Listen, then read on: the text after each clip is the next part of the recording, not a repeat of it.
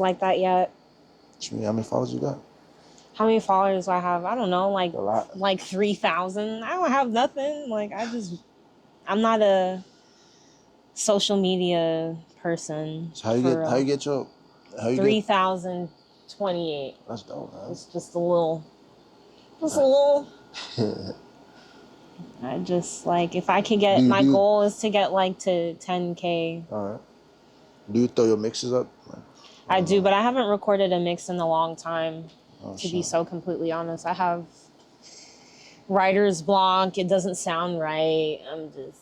How do you have writer's block as a DJ?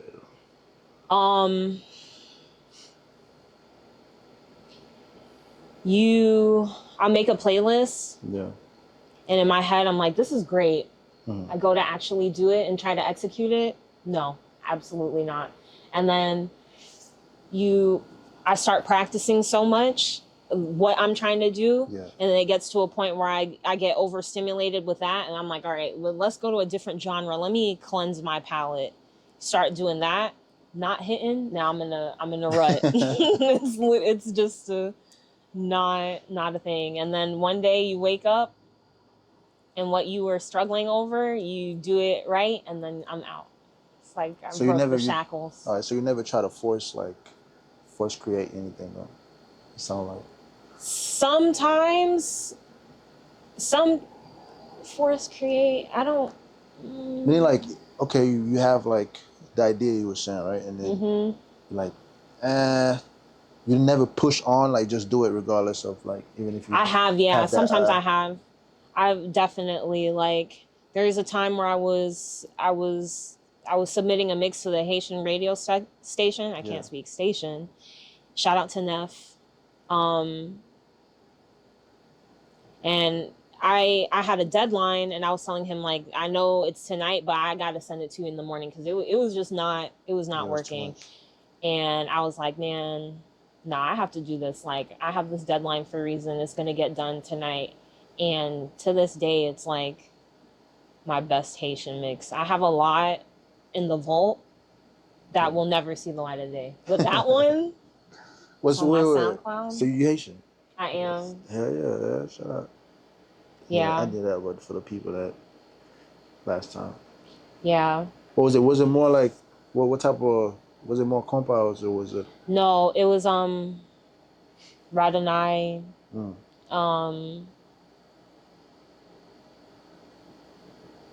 I'm trying to think what else is in there. Shit. A lot of who Carry Me. T-Vice. That was all right. Saint-Laurent. Shit. So it was for like, there's some good shit in there. That's all I can think of right now. Yeah. But I'm trying to do an updated one. I'm trying to get like Friday in there. Get some Beijing. Who else? What's his name? For Compe. What's his name? Joduet Fee. Yeah. Yeah. Yeah. Definitely. I gotta get back on it. But it's just not right now. It's just not. It's not the right time. It's not the right time. I practice a lot. You're not in the right headspace. Yeah, it's just not. It's not hitting. We're gonna pray though. I feel it. I feel like it's coming, because I go and practice and I'll record stuff and I'm like, okay, we're getting there. But like on Mondays we do deck to deck Mondays in Wellington. Me, Carter, DJ Ado, DJ Fab, we pull up, brainstorm about how we can further ourselves as a brand. Yeah. Furthering the Honey Pot brand, events that we have going up, just catching up, and then we practice and whatnot. Like last Monday, we've been doing 10-minute mixes.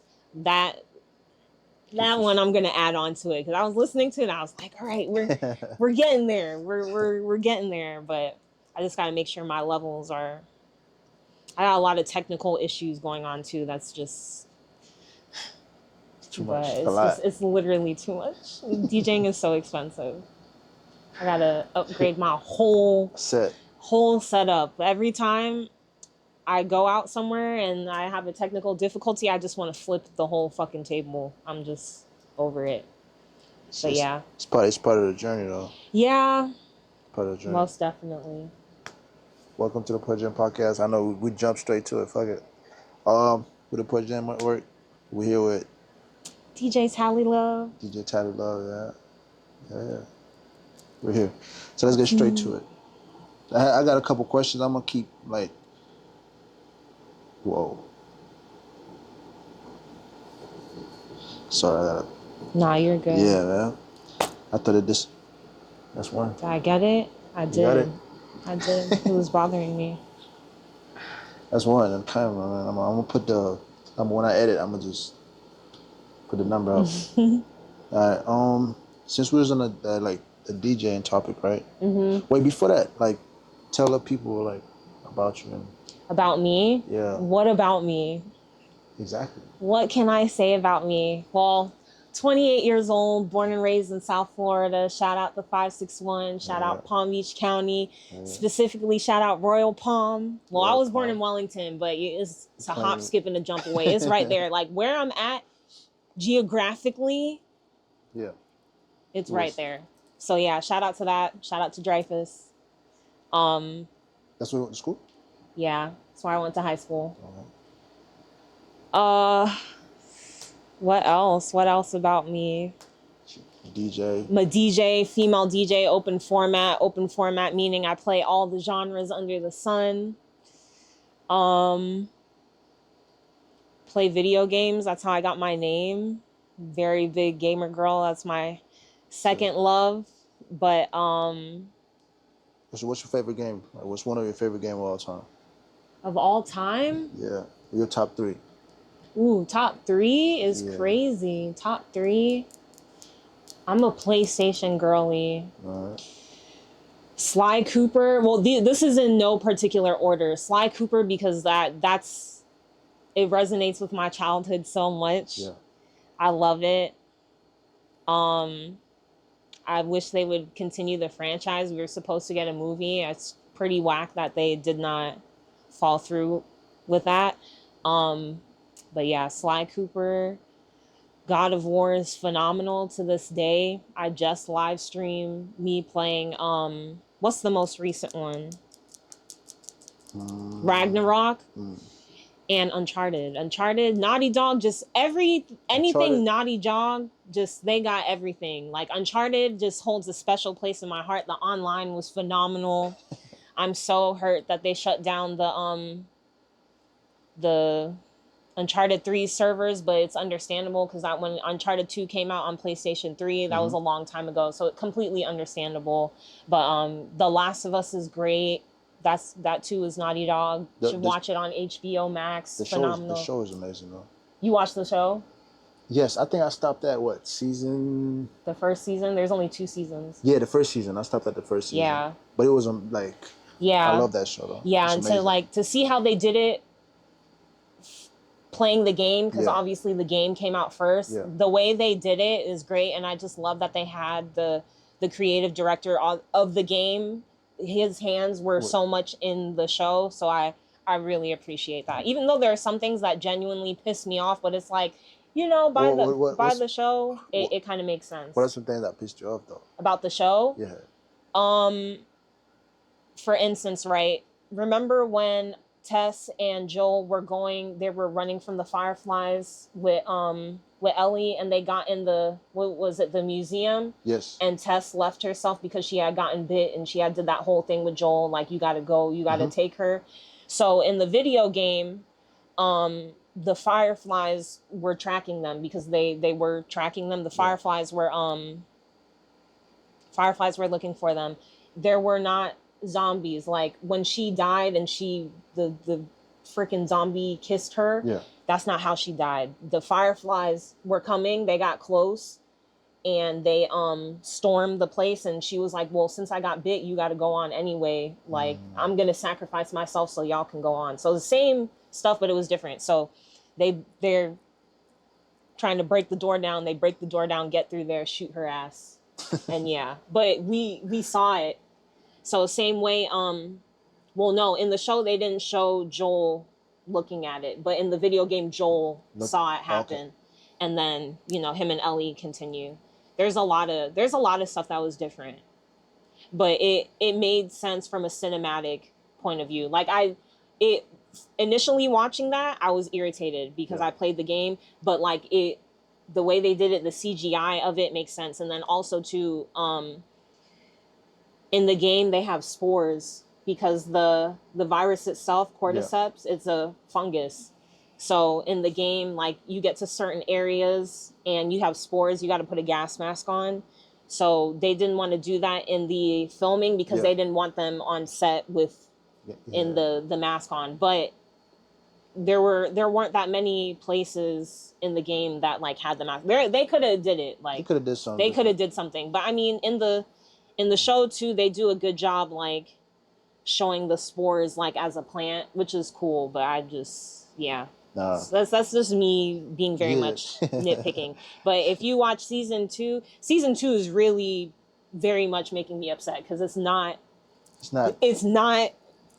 clicking with the game. Like it's very upsetting. But if you didn't know the game, right, would you enjoy season 2? Yeah. Okay.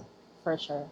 Because I see you probably looking at like this was not in the game. Yeah, there's no, because like there's a lot of stuff that they took out that would make so much more sense if they put it in the live action, like especially with characters. Like there's certain very much defining character traits that really stood out in the game. So it's like for y'all to not portray that in the live adaptation is upsetting. Like, not to spoil it, I don't know if you're gonna watch it, but in the game, the second game, the protagonist or the antagonist, Abby, she's this big. She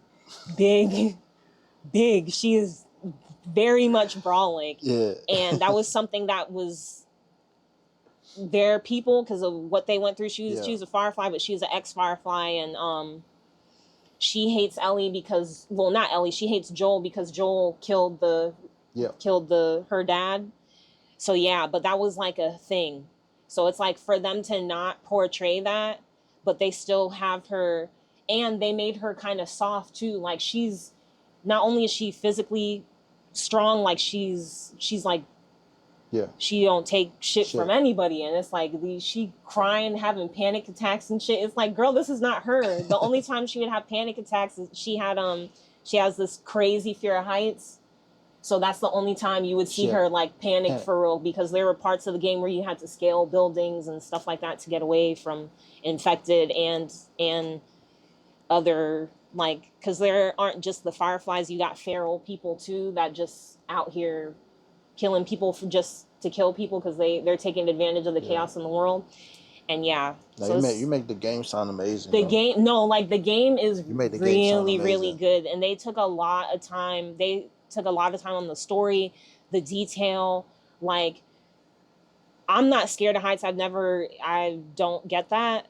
But playing the game, there's a part where she had to scale a tower, like a cell phone tower. Yeah. And they were like really high, like above the clouds and stuff.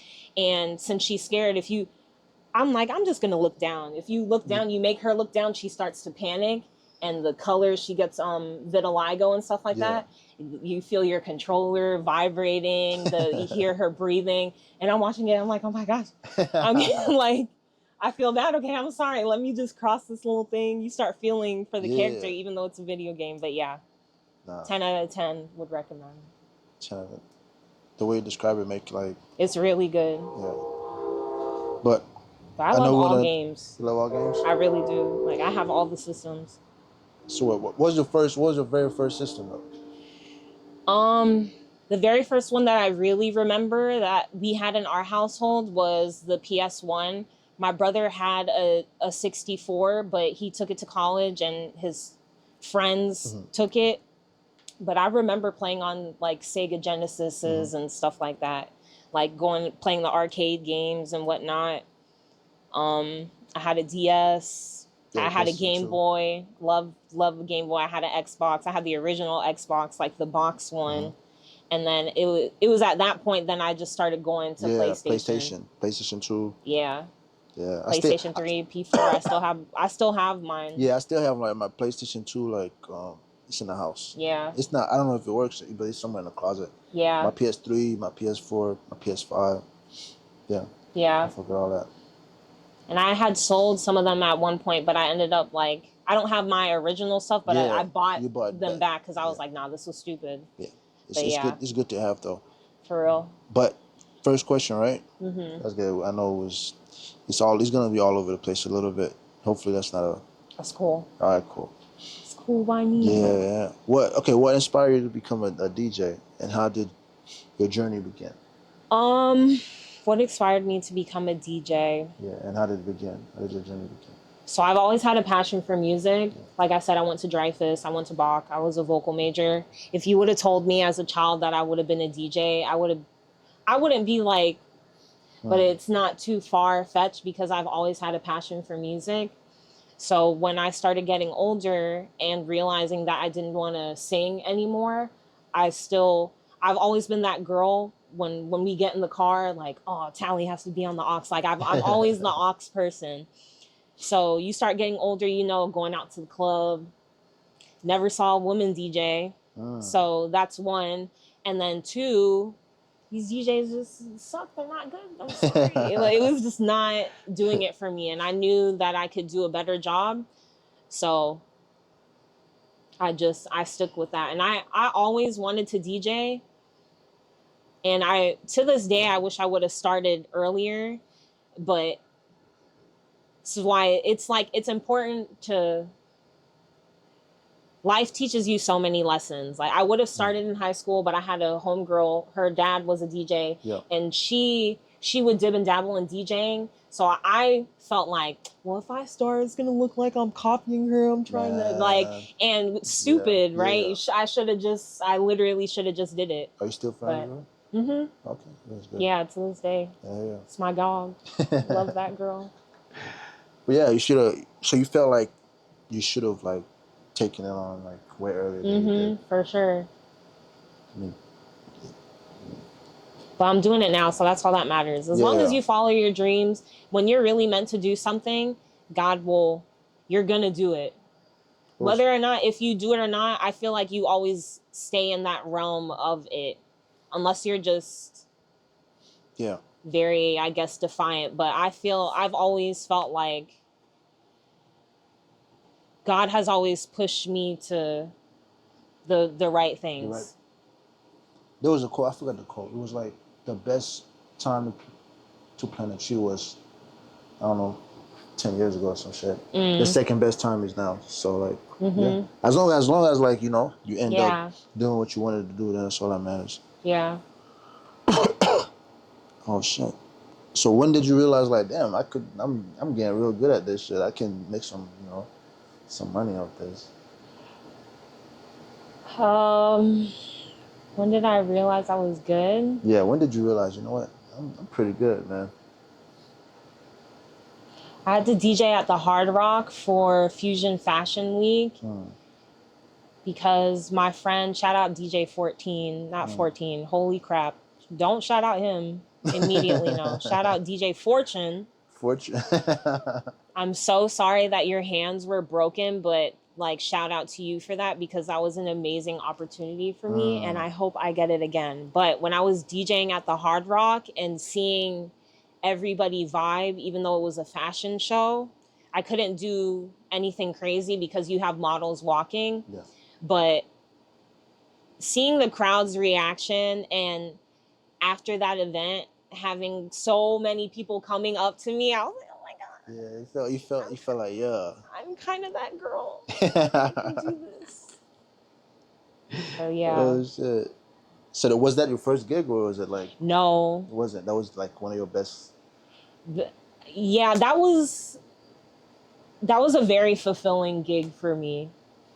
Do you remember my bad, I'm sorry. No, you're good. Do you remember your very first like gig? My very first gig? Yeah. I really don't remember. What was I do remember. I was DJing at the strip club over here on Old Okeechobee. Yeah. What was its name? It's the Hideaway now, but what was its name before? I think it was called Rain. That was my first gig here. Because I was doing stuff I went to college in New York. Yeah. So I was practicing, and I would play for my friends and stuff when we would have parties and whatnot. But yeah, that when I came back here for COVID, that was my very first gig. And it honestly, it was so horrible. It was so horrible. And it wasn't horrible from what I was playing. I had my sister with me, and you could even ask her. She was there, and she was like, the strippers, the music wasn't working. They didn't give it, not working in the sense like it wasn't playing. I was playing it, but I didn't have a relationship with the strippers, so I didn't know what they wanted. And I'm playing stuff. I'm thinking as a woman, like, I like, this is how if I was a stripper, I would be doing this. And two, I'm going off of what I see the girls dancing on Instagram and whatnot, and going to the strip club myself. And it was the vibe. The vibe was nuts. The vibe was off. And even my sister said it too. She was like, no, don't feel bad. You really did a good job. It just was not the place. Yeah, but the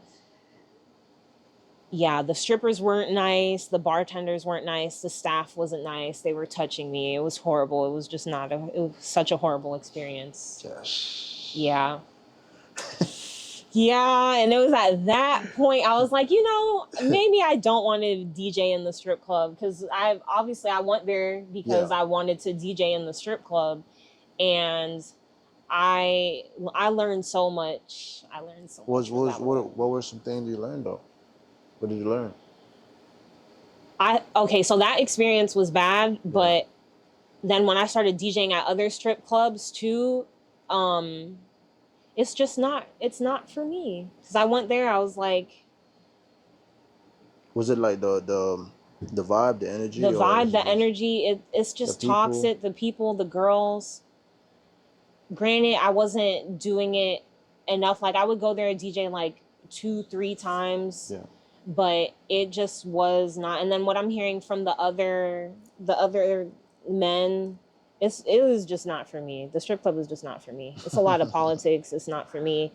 I went there, and the first time I went cute, nothing crazy, but I'm wearing clothes, put makeup on, stuff like that.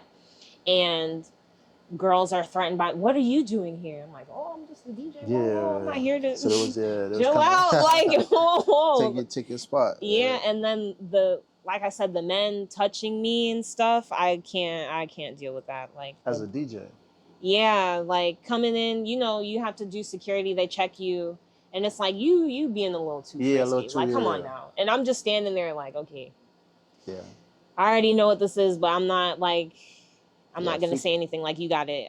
Freaky ass. And then like going to other strip clubs, it's like, all right, but now I'm gonna go dress like this. Then I would literally go dress like this, but just put some makeup on. Still the same nonsense. Not getting touched now, but the girl's still looking at me sideways, and I just don't have time for that. Like, I'm learning stuff from the back end. Like, the girls tip the DJs and whatnot. And like I said, I wasn't doing it enough to even build that relationship and get that to that point, but just how off-putting they were from the initial stuff. It's like, I don't even want to become not friends with y'all, but I don't even want to get to the point of cordial because of how you acting. I ain't got time for that. Like, being like I know like earlier in the conversation we were talking about being like a woman DJ, right? Yeah. So what's been your experience as a DJ?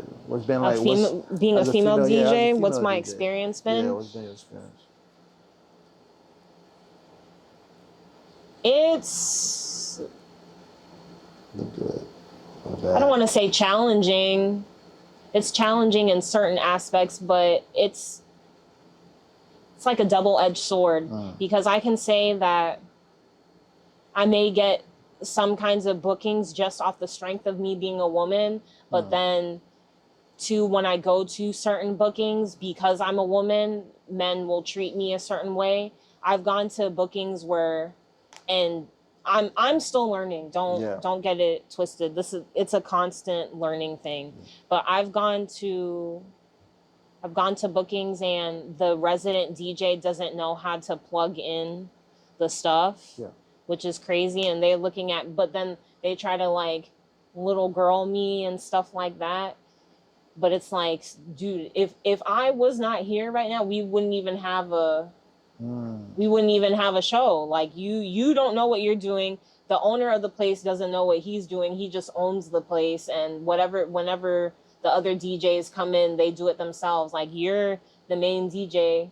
How do you not know what? Oh, it's because it's usually always plugged in. So, but you've been DJing longer than me, and then it's just like, oh, I don't have a board. Just stuff like that, or they try to like teach me stuff, and it's not in a constructive way. It's like a demeaning way, and it's like I knew this already. Like, why are you telling me this? Like, I've just showed you basically. So it's not like with their intention of like trying to look out or just trying to help. He was more like the male ego. The male ego is crazy, and y'all. She said y'all. Yeah, y'all. I mean, I feel like everybody got a little ego though. But then too, the just being a woman aspect of it, they'll hear me play and it's like, oh my gosh, I'm so turned on. Oh, please leave me alone. That's so gross. I just came here to play the music. I'm not. So you don't like don't want that. So you don't like the extra attention. Yeah. But it's like I said, it's a double-edged sword, because then too, like when I DJ, so I dance, especially if I'm doing Afro beats, I'm doing the little dances. Yeah. If I'm playing Sexy Red, I'm gonna twerk. So it's like,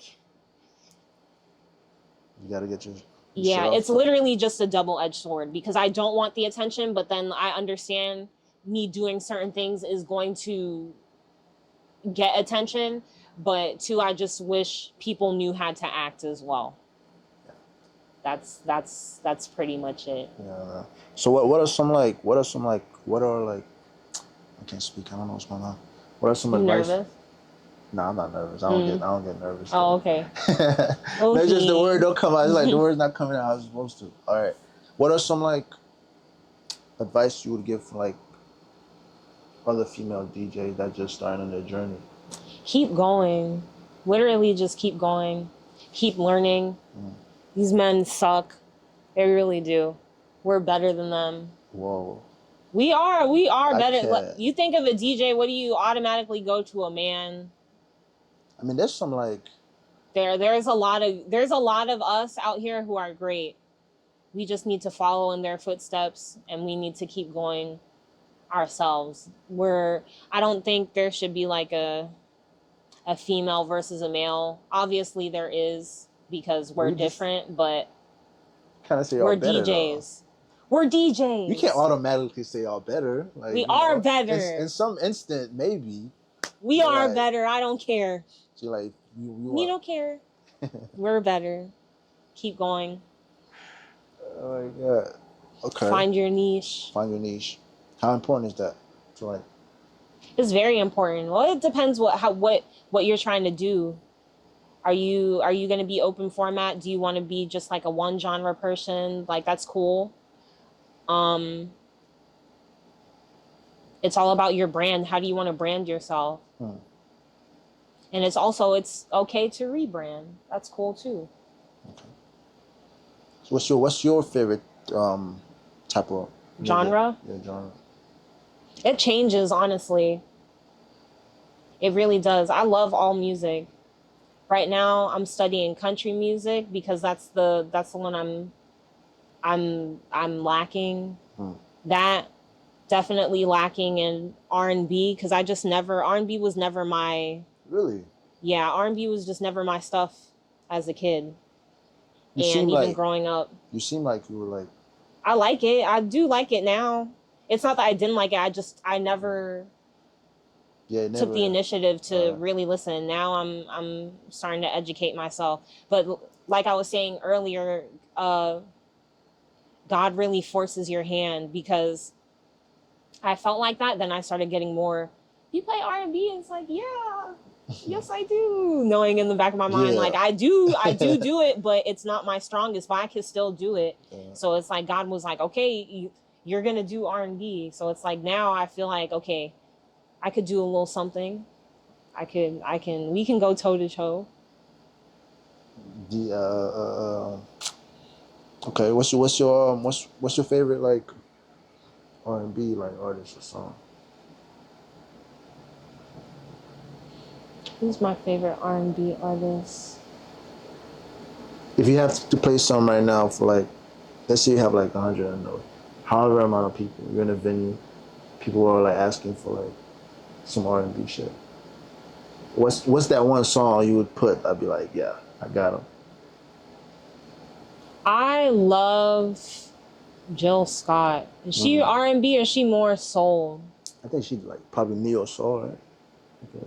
Neo soul? No, I don't think she neo soul. It's like I love some Jill Scott, but like if we want to get, right? I know. Yeah, if we want to go more for us, I love The Weeknd. But that's not. I can't consider The Weeknd. I don't know. So what? It's just pop? Like different. I don't like the music now is just so different, because I don't think there's no traditional R&B right now. Like Summer Walker is great, but when I start talking to older people like from the 80s and whatnot, and then you're naming like Mary J. Blige, like who we don't have that. Her? No. I guess, yeah, you could say her. What's the other? But I don't listen to her that much. I say a little Janae. I love Masego. That's R&B. I think he pretty R&B. I love me some Masego. I guess that would be my answer. I don't know what that is though. Masego's great. Yeah, yes you do. Can I get to the yams? Sweet yams. Show me the way. I just want to pay. You heard that song. And what else? Dirty. Dude, I'm about to play it. I gotta play it for you, because you definitely know who. I probably heard it from like a short or something like that. You've heard him before.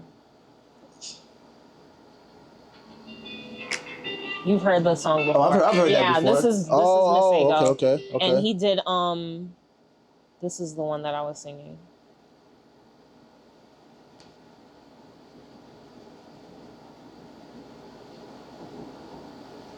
Okay,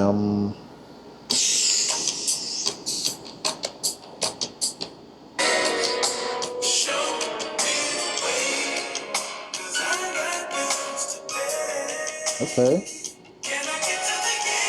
You've heard the song. I've heard it. Like, I've heard it before. You've heard the song before. Yeah.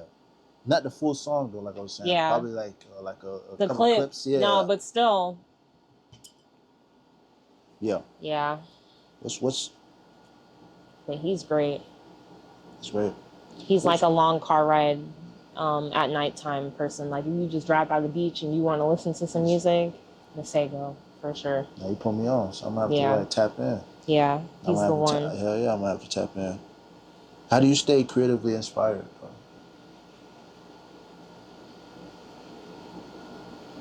Getting around other DJs, listening to them play, listening to them practice. Going out to the club, going to a lounge, just knowing where there's going to be live music, scrolling on TikTok and stuff like that, going through people's live streams. And it doesn't even necessarily have to be another DJ, just other artists, listening to people sing, just listening to music in general. It just makes my brain tick. Yeah. Yeah. You look happy when you say that. You're like, yeah, this is like that's your. Yeah. Sound like that's your shit. That's your Watching movies too, because I'll watch movies and certain scenes, I'll listen to the musical soundtrack and I'm like, this song would do well here, and then I go off on a whole So you basically find like inspiration like in different like little different places. Yeah, I'm all over the place. Okay. So with the inspiration, right? How do you get inspired, right? But not like bite of the shit that you're hearing. Oh yeah, that's another thing too, because I do that. Yeah. I kind of limit my scrolling and stuff too. When I see somebody's gonna do a mashup, I scroll because I'm like, I'll hear it, and now that's what I hear, and I don't But definitely, I like going out because you hear it, but it'll fade out. Yeah, like if I see it, and I like it, I can go back and look. I try to be as original as possible. Sounds good. Who's your favorite outside of yourself? Who's your favorite DJ? Scratch. I love me some DJ Scratch. Just how he scratches. There's something about scratching, and I can't scratch. I would love to learn. I try to practice and I just get so frustrated, but I just need to do it. But I just like, I watch him scratch and my soul just transcends from my body, and it comes back.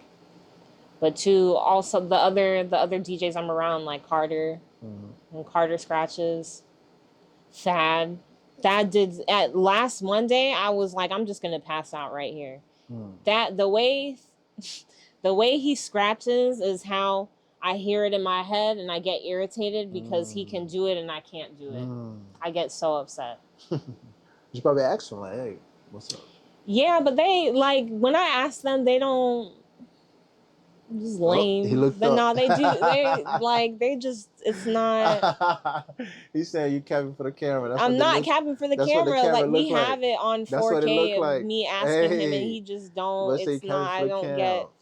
I don't get good advice, and it's just not. It's not. It takes time. Like. Because hell no. Okay. What do you like? What are some skills that you think you need to work on or to master? Scratching for sure. Yeah. Talking on the mic. I'll talk on the mic, but I'll talk sometimes, and then I'll look at people, and then I'm just not going to talk anymore. Literally. You get like. Then I start thinking, and I'm like, I can't. Why is it because you don't like the way your voice sounds or something? I just feel like I'm not doing a good job talking. So let me just shut up because I'm better with the music anyway. Like the music is fine. So I'm like, you don't gotta talk. I don't have to talk, but it's like, no, you have to talk. You need to talk. You have to talk. It's better to talk. And it's crazy to me because I'm not shy. I don't have a problem speaking. But when I get on the mic, like a lot of the time, I definitely psych myself out. Is it you overthinking, or is it just like, damn, I don't know what to say? I'm definitely overthinking. Okay. So you do know what to say. Definitely overthinking, yeah. What are some like your default like things to say? Things to say, yeah. Just introducing myself and then just not saying anything. I'll say like, hey, name's DjTallieLove. We in this bitch finna get crunk. And yeah. That's about it. Oh yeah, what the freak? But actually, I think it's more of too when I'm around people I know. You would think that being around people I know would make it easier. I get more nervous. Smaller crowds make me very, very, very nervous because it's more intimate. People can walk up to you and whatnot. When I have large crowds, phenomenal. I will not fumble. Shut me up. You can't shut me up. Yeah. because it's like nobody's gonna come up to me. There's a bunch of people. Yeah, I thrive in big crowds. I can't see anybody. Just vibes and I'm music. just vibing. I mean, like, you see people in the front, but yeah, I'm just vibing. I do so much better when I don't have to be around people. But yeah, when people are around me, it makes me so anxious, and I'm just like, I'm just gonna play the music. What's one of your dream venues to Dream venues? Yeah.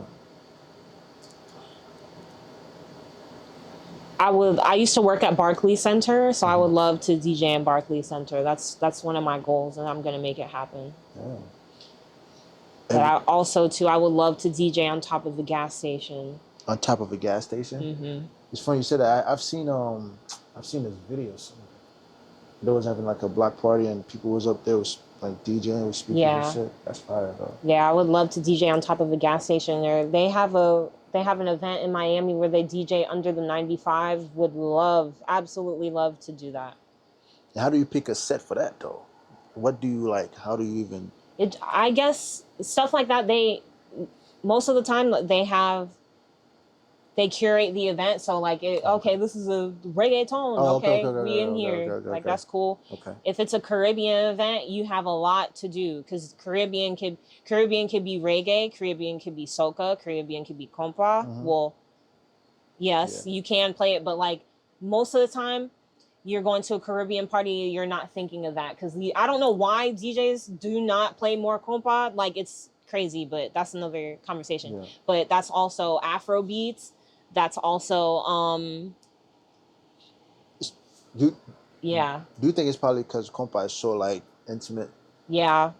That's probably why though. But if you go to a freaking because it's crazy, because there's so many Haitian events. I don't have a problem hearing it, because you can definitely find it, but I just think I don't want to say we're closed off, but you know how it is. Like, we're not closed off, but we are closed off. Like, but I think that really stems from what we've had to go through growing up and stuff like that. Like, it's just now becoming cool to be Haitian. So I think that's a part of the reason. You didn't experience that growing up? I didn't experience that, but like, I saw it. I would hear what people would say about Haitian people. Yeah, I didn't experience that. To be honest, I never was the type to like care about what anybody thought about who I was or whatever. Same.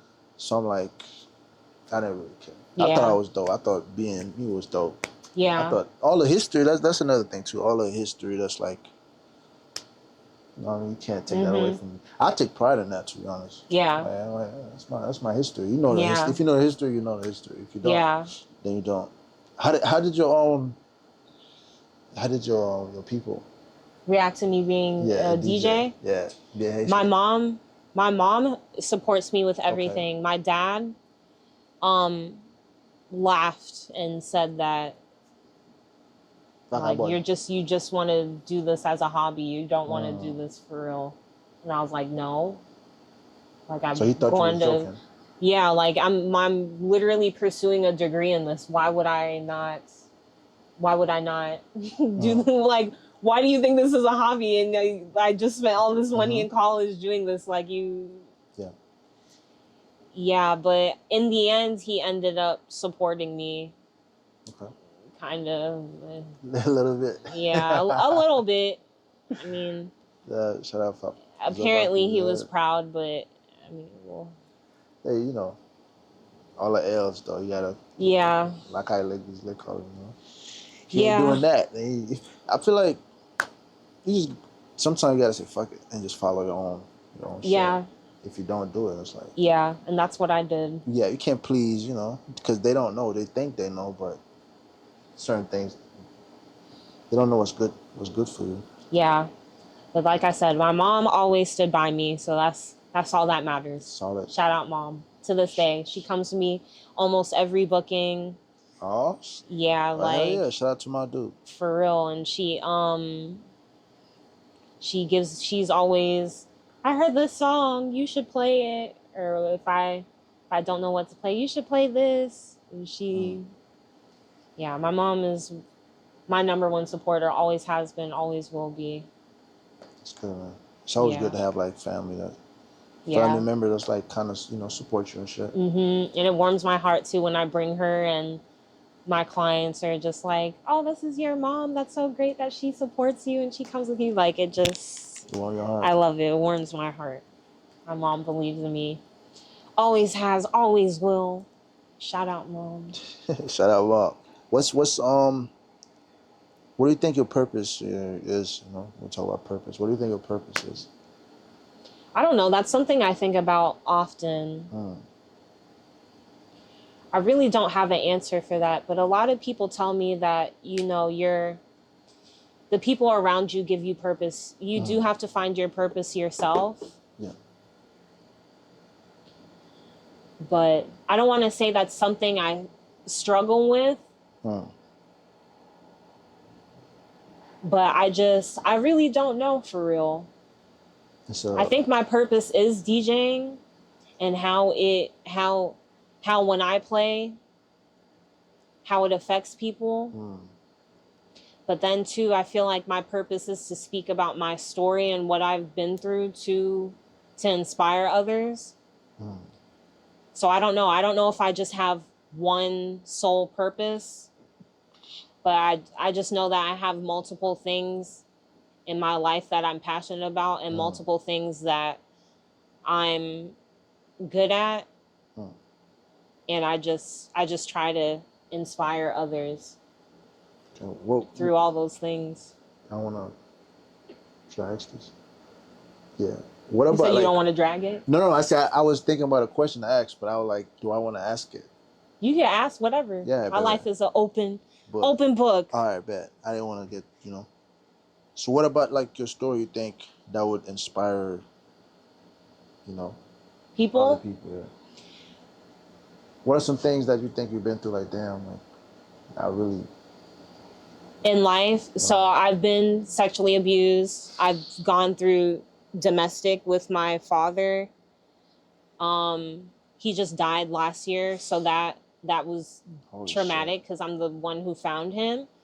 And I did not have a good relationship with him at all. And I think my story is just something along the lines of being resilient.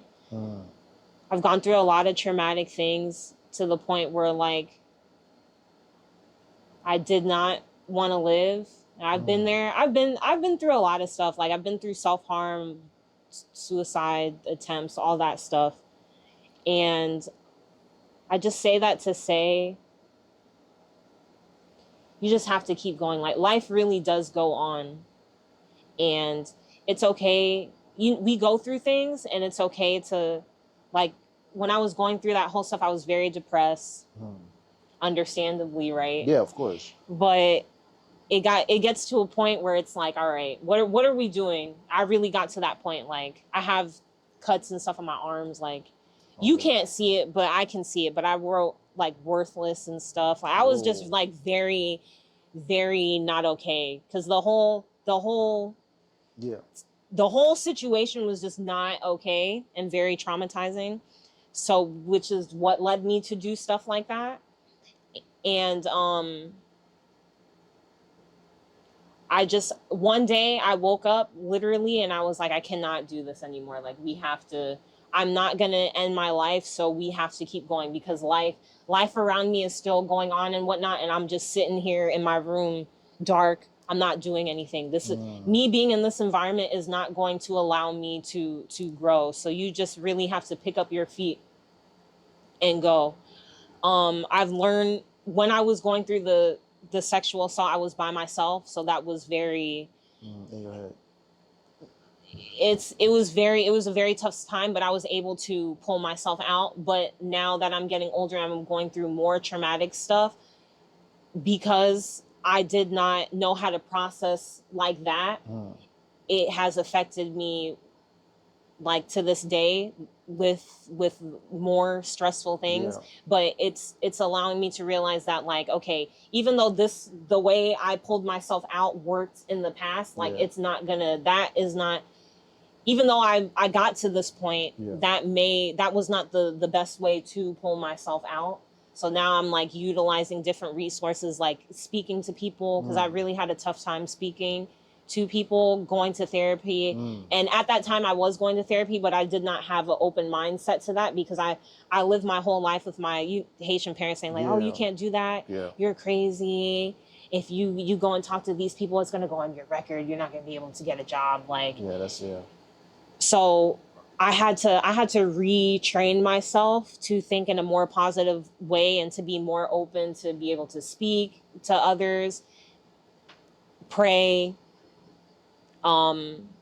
seeking help, whether that may be therapy, medication, because that's another thing too. People have a stigma with medication, but like, you need some help. Like, so I just like to use my story and my past experiences to inspire others, men and women, because obviously I'm a woman, so I resonate with women. For sure. But like men too, I want to be able to inspire y'all, because a lot of people don't talk about stuff that goes on with men.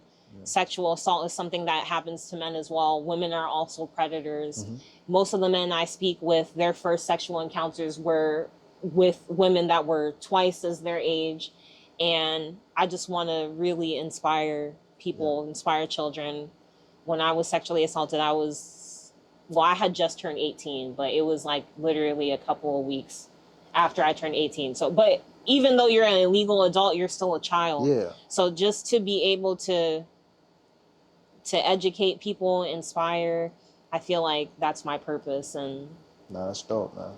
I just want to be able to show people that like, you can do it. You can do it. But then like too, I really do resonate with people who are like, I can't do it. But that's why it's like I feel like I gotta be the person to be with them, to be like, nah, bro, you really can't do it. Because I know what it feels like to, I cannot do this. Like, I'm really gonna end it. I really do know what that's like. It's tough, but like I've never, thank God, I've never really like felt like depressed or anything like that. So I can't really. It's tough, and that's another thing too. Trying educating people who have never felt like that. Because the last relationship I was in, like, he had never.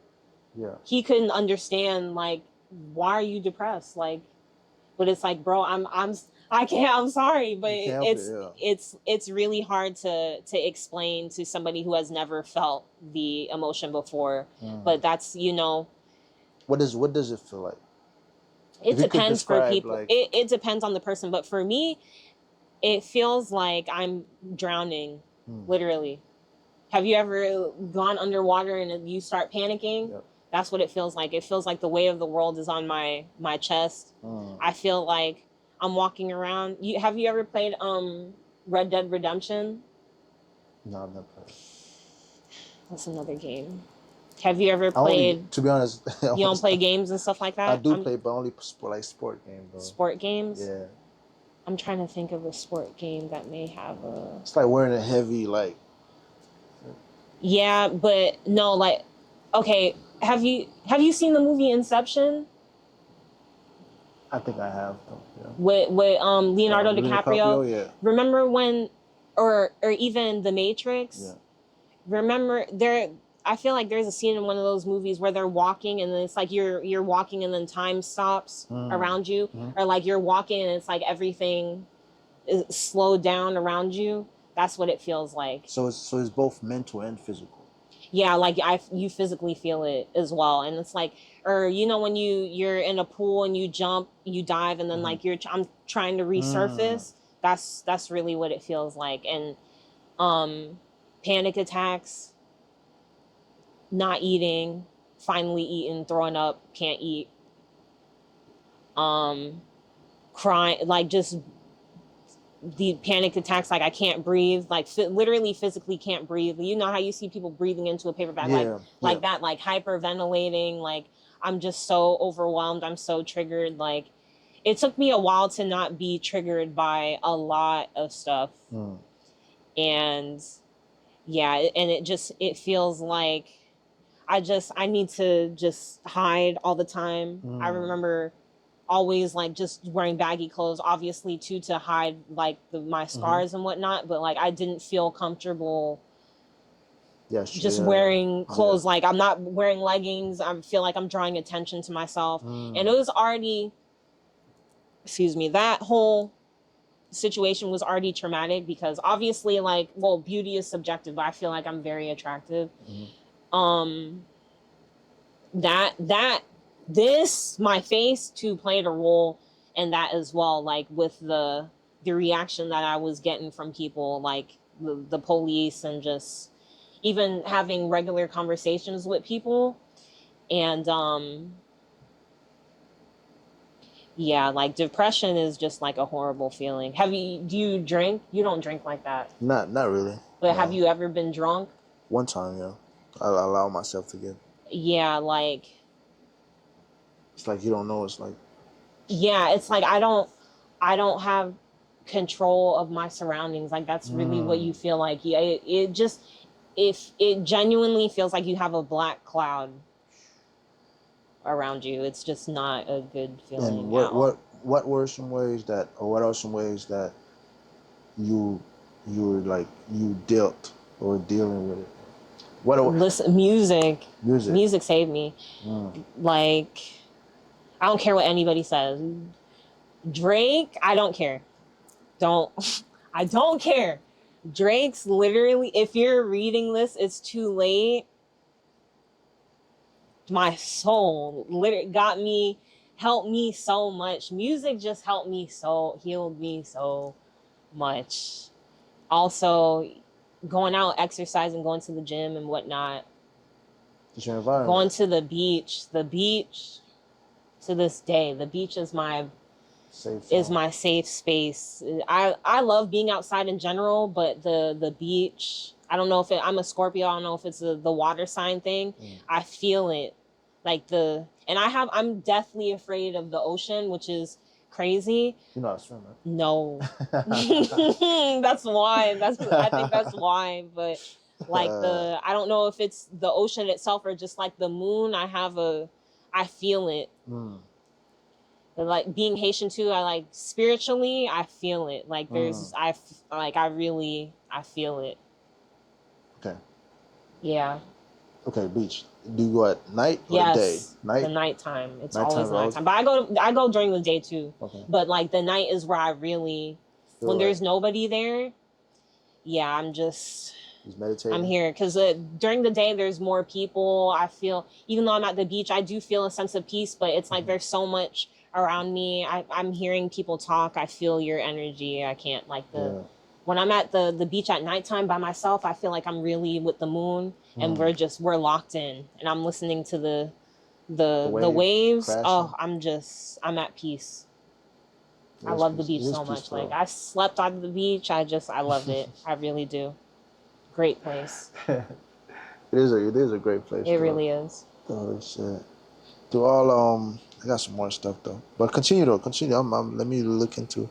Continue. What else can I say? No, you got a lot of. I mean, it's good. I feel like a lot of people, can relate to, the thing, yeah. I just talk about it too because people don't talk about it. Yeah, it's uncomfortable. Yeah. And I understand that it's uncomfortable. There's a lot of stuff that's uncomfortable, but we just need to speak about it, and there needs to be more people to talk about it. I remember. And I feel like I'm a very relatable person, and I'm very easy to talk to, and I have a lot of personalities. So I try my hardest to make people comfortable and like let people. Carter's just a hater. Don't look at him like that. No, but he's saying that too because I am a little mean as well. But if you would like to talk to me and stuff like that, I am open to talk to you. But just I don't play.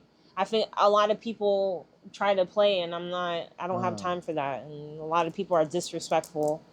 Like they hear what I'm saying, and then like you think it's a joke or a game. Like this is not. Yeah, sure. But yeah, like I have no problem talking about like people ask me like stuff like, was it like having sex after being raped? Like, how could you do that? And I answer it, I don't have a problem with that. Like, I don't, we got to bring awareness. Oh. Well, you look like you want to say something. Like. Yeah, I don't know. It's good.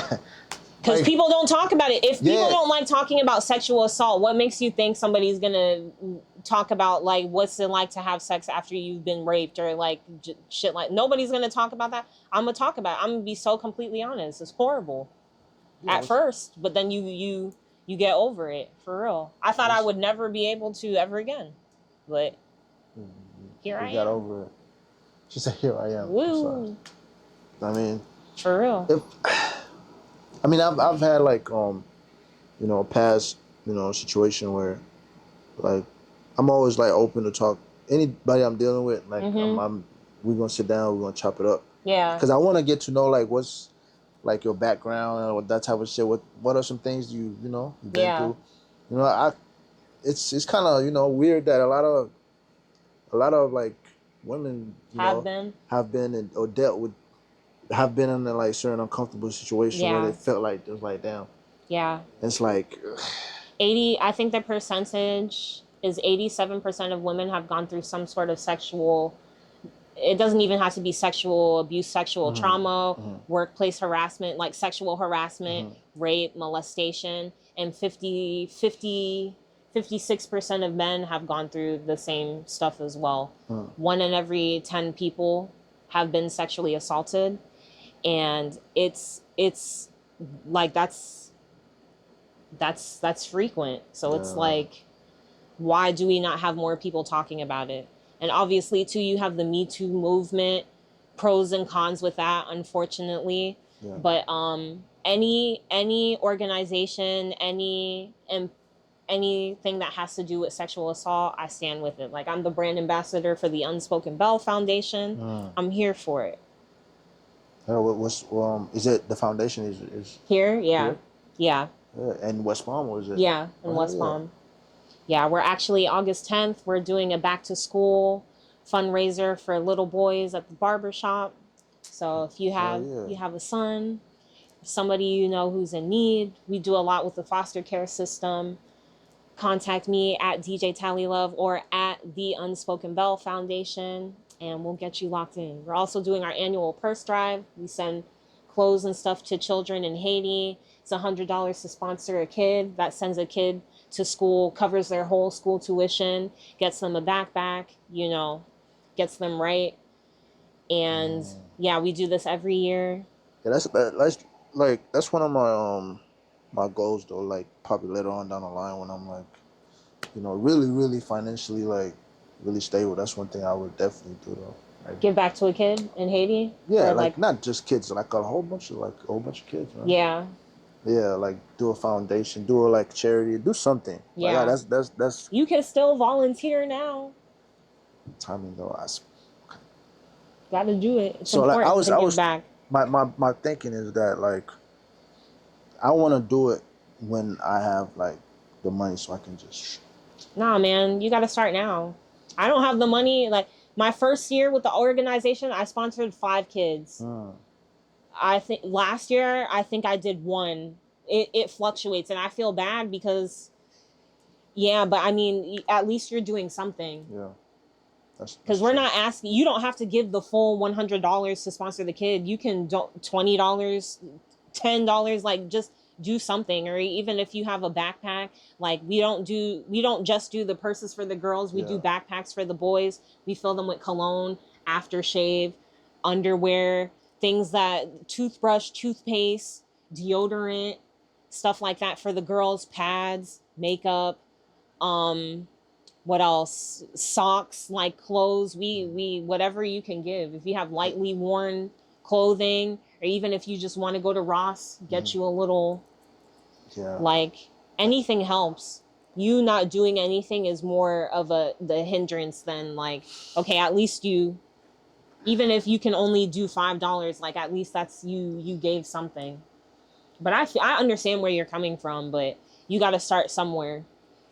You gotta have like at least a base. I get what you're saying. Yeah, because then you're gonna get to that point, and then you're not to say you're gonna go about it the wrong way, but then you don't have any experience. Like you're just gonna go in, and it's like, okay, I could have did this this way, and we probably would have gotten more out of doing it this way. It's just all about experience. Where I was coming from, I want to do it, so I know like this shit's getting done. I'm not just trying to like because the history of aid in Haiti and like foundation, it's not really I feel you. People steal, people like there's a lot of shit that's going on. For sure. That's what I mean when I'm like I want to be involved. I want to like see it through. I want to if I give $100,000 to get shit done, I don't want $10,000 is going to what it's supposed to, and then like where the rest of the money goes. Where the rest of the money goes. Yeah, that's what I love about the Unspoken Bell Foundation, because we really do.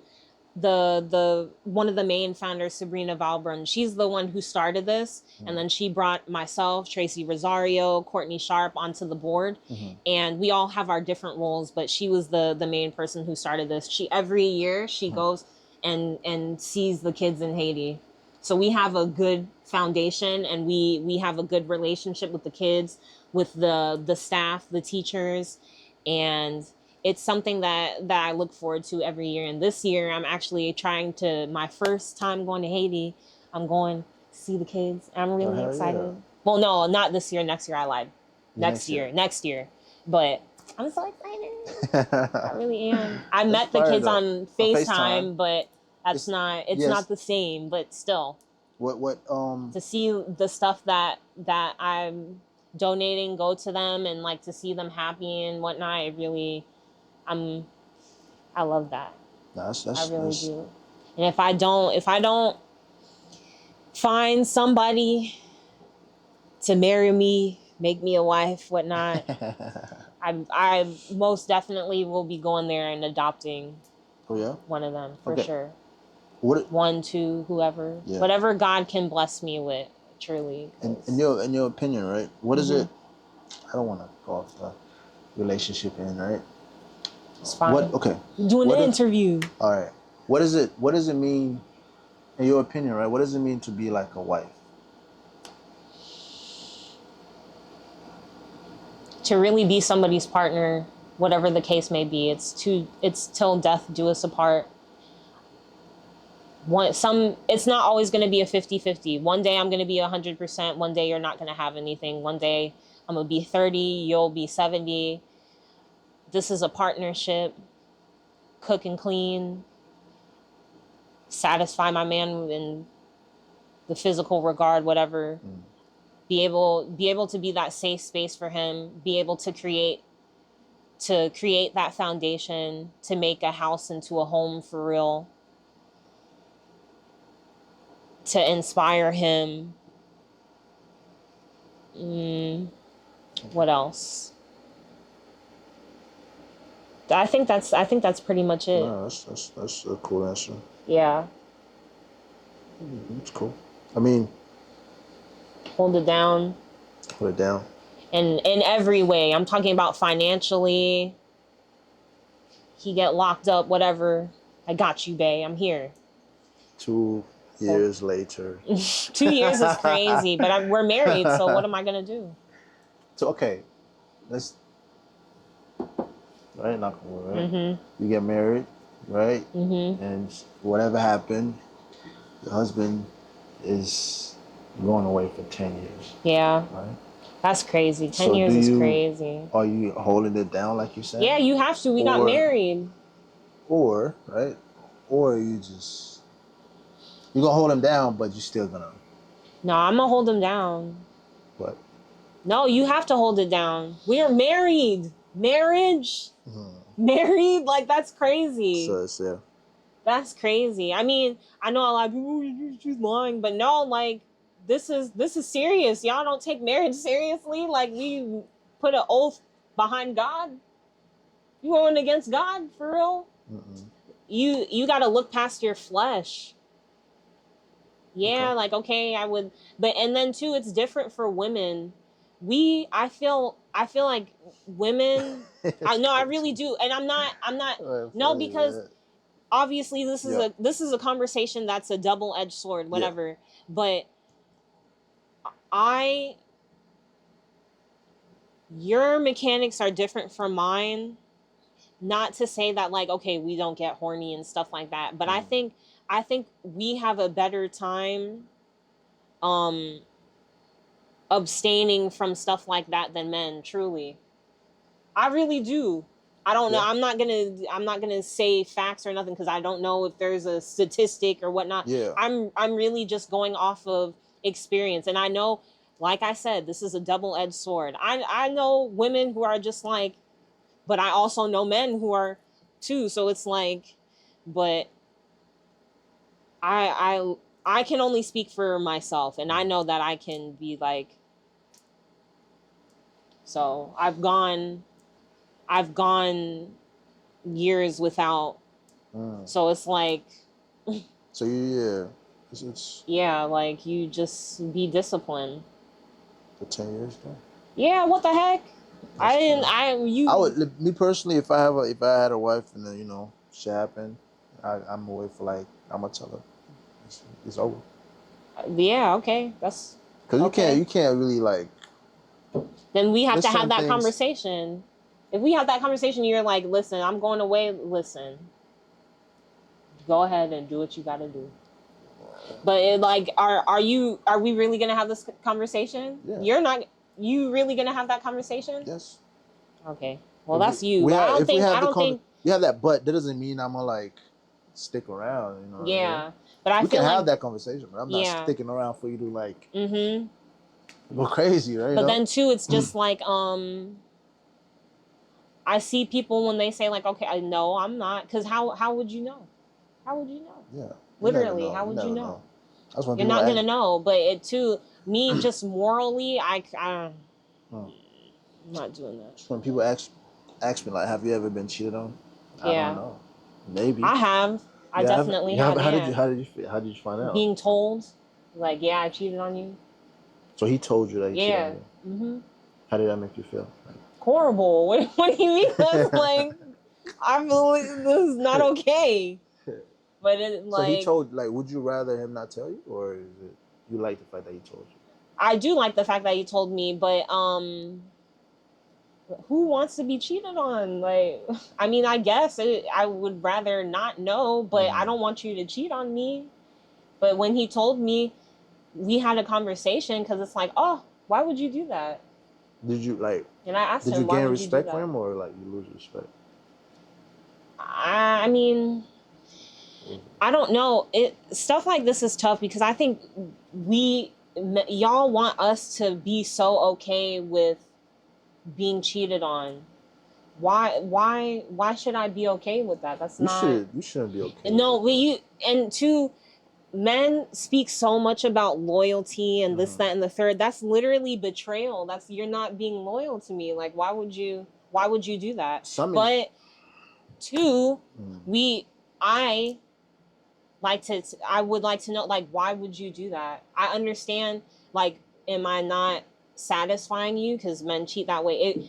Because sometimes I hear my homegirls say stuff, and I'm like, because you should not be you really should not be cheating. But there's certain things we're exclusive. We've been dating. We've been together for years, but y'all haven't had sex in 2 months, and you come on now, like. Come on now. But I'm not trying to excuse it because no, you should not be cheating. But it's like, it's not okay. It's stuff like this is, again, we still on this double-edged swords stuff. Yeah. But like, yeah, another thing too is the communication lacking. Like, are we just not, because you can feel when something's off. I can feel from a mile away when something's off. And it's like, something doesn't necessarily have to have been done. Sometimes you just lose that spark, unfortunately. But I do think like a conversation should be had. Like, damn, like you cheated on me. Why would you do that? We could have just like, you could have just let me go and did what you like, and just not together. But I love you though. Like, I hear you, but that's not okay. That's not okay. Like, why do you think that's okay? You know what I mean? It's like, and I get that too. Like, two things can be true because yes, you can love me, But no, bro, why would you do that? Yeah. Why would you do that? That's not okay, my friend. Yeah. That's it for you. Yeah, it's over, Finny. But I respect people who are like, once you cheat, I'm out. I respect it, because that's some strength to walk away. Did you walk away? Yeah. No, I didn't. I lied. Okay. No, I didn't. I did not. I didn't. I did not walk away. I did not. Okay. I did not walk away. No, but you know why I said yeah so quick? Because with that person, like, I had to walk away. I had to walk away. But not immediately, though. I did not immediately walk away, no. And why was that? Because we had a conversation, and the situation was different. Like, we went from living together to being long distance, and he just did it on some ego and drunk stuff. But it pissed me off because at the time, I was seeing him like every 2 weeks because it was during COVID. So it was like, bro, like, you did that, and I literally said, like, I'm coming for your birthday. Like, why would you do that? But I mean, a flag should have raised in my head, because it's like, why were you not? When I said I was coming out there, and he was like, nah, you don't have to. I should have already. No. But he even said it too. He was like, I did not. This was not an intention of mine. I just genuinely was like, no, you do not have to come out. Like, you were just here. But he was trying to look out for you, though. That's what he was trying to do. Yeah. So he's a good guy, though. Yeah. No, shout out to him. Great guy. I like. Yeah, I'm telling you. No, because aside from that, like, the whole relationship was great. No, but like, you cheated. It's unfortunate, but he's like, a great guy. Me personally, I had a conversation with him. Whatever, it was very unfortunate, and I think people should have the choice to be able to work it out or leave. After that, I didn't bring it up anymore, because I chose to stay with you. That's what I was gonna say. So why am I gonna keep? I'm not gonna keep bringing it up. Like, yeah, that's what I was gonna say too, though. If you like. But don't get it wrong. We after, when it was fresh and we would get into it. Oh yeah, I definitely did. But then it did get into a point where it's like, all right, like, you can't. Yeah, you can't every time. And it wasn't even him saying that. It was really like, all right, like. Yeah, you felt it. Yeah, like, I can't, because it's stupido. You stayed with this man, so how you gonna? But when we would get into it, like, when it was fresh after he talked, because hello, but that's Now I'm saying I'm like, you know what I mean. Certain situation that happens, like, if you choose to stay, men and women, like, yo, if you found out, you stayed, please don't. Yeah, you gotta stick. You gotta stand on whatever decision you made. Yeah, like, you cannot. There's a lot of people do that. We bring up stuff from. We've been together for 6 years. You bringing up stuff from 6 years ago. Like, come on now. That's not. It's either we're gonna move forward or we're not. You can't keep bringing up stuff from the past, because we're not gonna. Question with you. Have you ever cheated? No. On anybody? See, I always love asking, like, women this question, because I really haven't. Ever cheated? I really haven't. I've asked from like freaking what like 20 to freaking like 40 something. Yeah. Oh, and everybody. No, I haven't cheated on my husband. I've never. It's like it's like Bigfoot. Yeah. It's like nobody's seen, nobody's done it, nobody's. Yeah, no. I've never cheated. I've really. You know what I mean, bro? Like, every time I ask somebody that, like, oh no. I'm serious. You giving me that look. I'm not saying you, though. I'm just saying overall. Like, do that. You know what I mean? Because people will crash out. I don't have time for that. Yeah, I've been in situations where, like, I started talking to somebody. While you was in, like.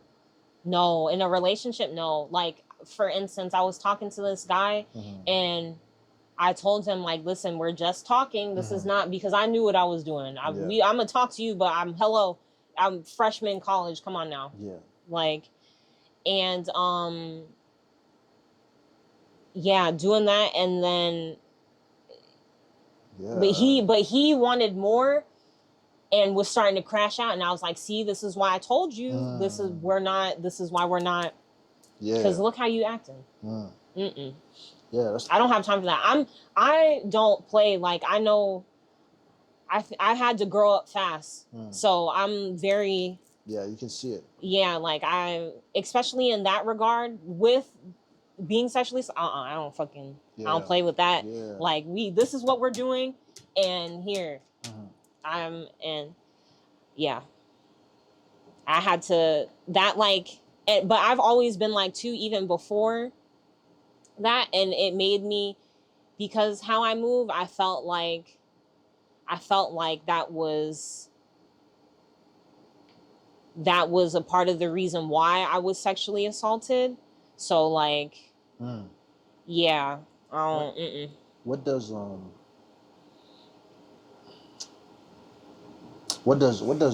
love mean to you though? That's a tough one.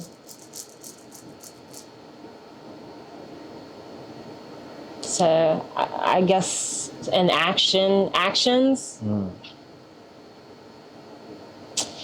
That's a tough question. I really don't know how to, because I got people in my life now who I know for a fact love me, but do weird stuff.